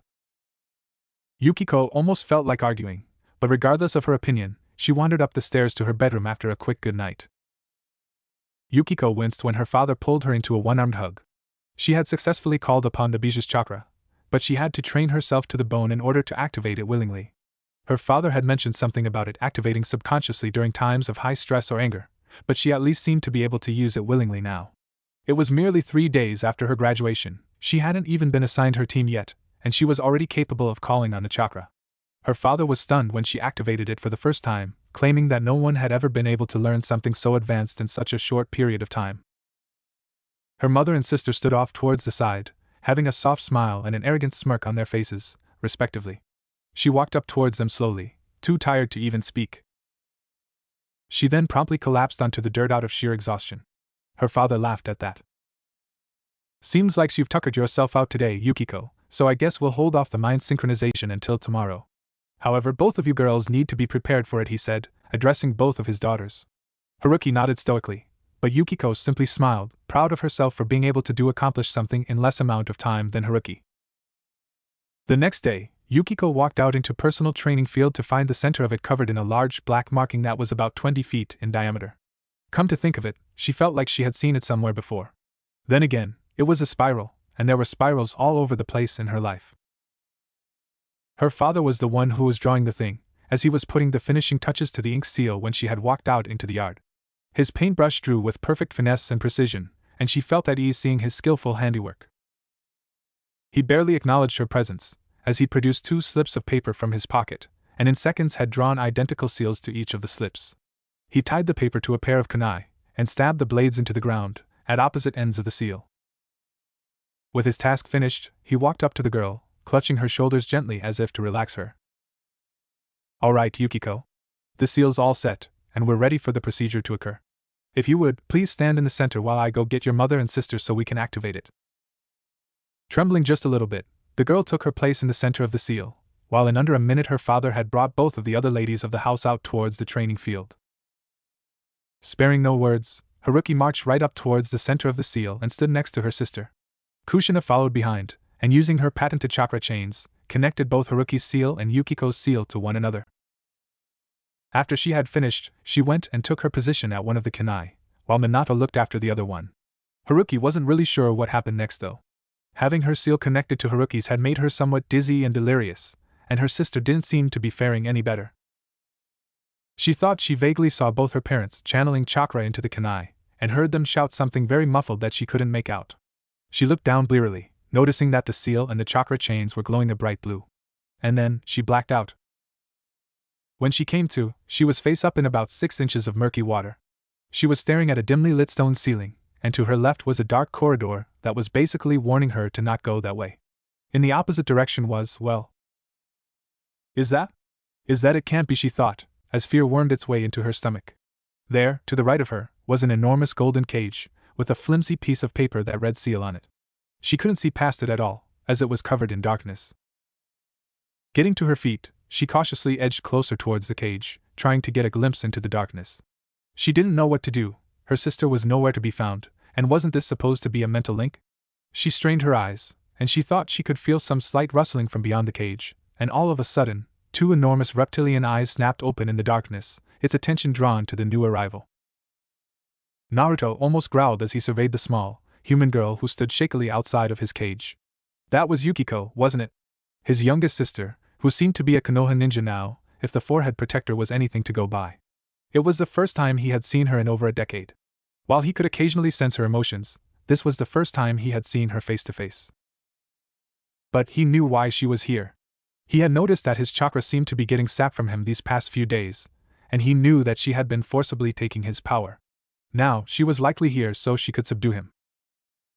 What are you doing here?" asked Naruto, prompting to play dumb about the entire reason she was here. Yukiko backpedaled at the sound of his voice, and the deep anger that seemed to resonate within it. Naruto's golden yellow chakra flared up across his body for the first time, illuminated the dark chamber in the back to where Yukiko could see him for the first time. Her eyes widened at the sight of him, and the stakes that were impaling his limbs and chest to the floor. He grinned viciously, showing a full mouth of serrated teeth. "Speechless, are you? Trust me, I'm not fond of conversing with a brain-dead kid that doesn't even know her purpose in coming here." He jabbed at the human girl. Well, that did it.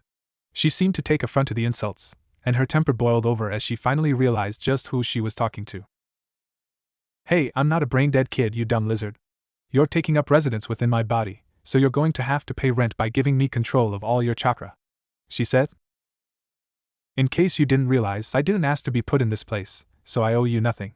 Get that through your thick skull and maybe we could be a bit more civil," the Bijou retaliated. "Hey, your scaly ass deserves to be in here after what you did." The girl was shaking with rage now, her voice as venomous as the reptile within the cage. "Why you killed my brother, you monster! I hate you, I hate you!" she screamed, all her emotions about the situation spilling out towards the source of her problem. Naruto seemed taken aback for a moment at this confession, before he reared back and gave a full-blown belly laughter that echoed throughout the chamber, though it seemed to be filled with mirth and anger, as much as it was amusement. Yukiko shook at Naruto's laughter, tears forming in her eyes as she stared at the beast hatefully. You think, oh, that's rich. Listen here, little girl. He began, but he was cut off by a low rumbling that shook the entire room, almost like an earthquake had happened. Yukiko looked frantically over her shoulder, noticing that the hallway behind her was beginning to fade, and something new was taking its place. It was a room almost identical to the one she was in, down to the 6-inch deep water she was standing in. The room materialized into existence. The point where the water in her room ended met with the area where the water started in the other. On the far end of the connecting rooms, a large cage similar to the one behind her appeared. It was almost identical, golden and with piece of paper on it, though it lacked the strange chains that ran across the ceiling in her room into Naruto's cage. At the base of the cage, a tall blonde-haired girl stumbled forward towards Heruki, and the earthquake didn't stop. As Heruki got closer, Yukiko felt a sudden nausea overcome her, and she felt shaky. She ran forward to catch her collapsing sister, though she ended up falling as well. Heruki, what happened? She asked weakly, breathing heavily. It was too exhausting to maintain the mental link. We've unexpectedly exhausted all our chakra linking up our minds. We can't maintain a presence in the linked mindscape. We need to release the technique and go back to reality. Our minds will be separated in about 10 minutes. Hold on to me, and I'll take us back, she said. Yukiko nodded weakly, pulling herself to her feet. She wrapped her arms around her sister's bare midriff, as the older ANBU captain placed her hands in a ram seal. Keikai, she shouted weakly, releasing her chakra and dispelling the technique. The two girls disappeared from the linked mindscape, though the mind in question remained connected for a little while longer. Was that Heruki? What was she doing in Yukiko's mindscape? Naruto asked, blinking as he strained his neck just in time to see his blonde-haired sibling disappear with the other one.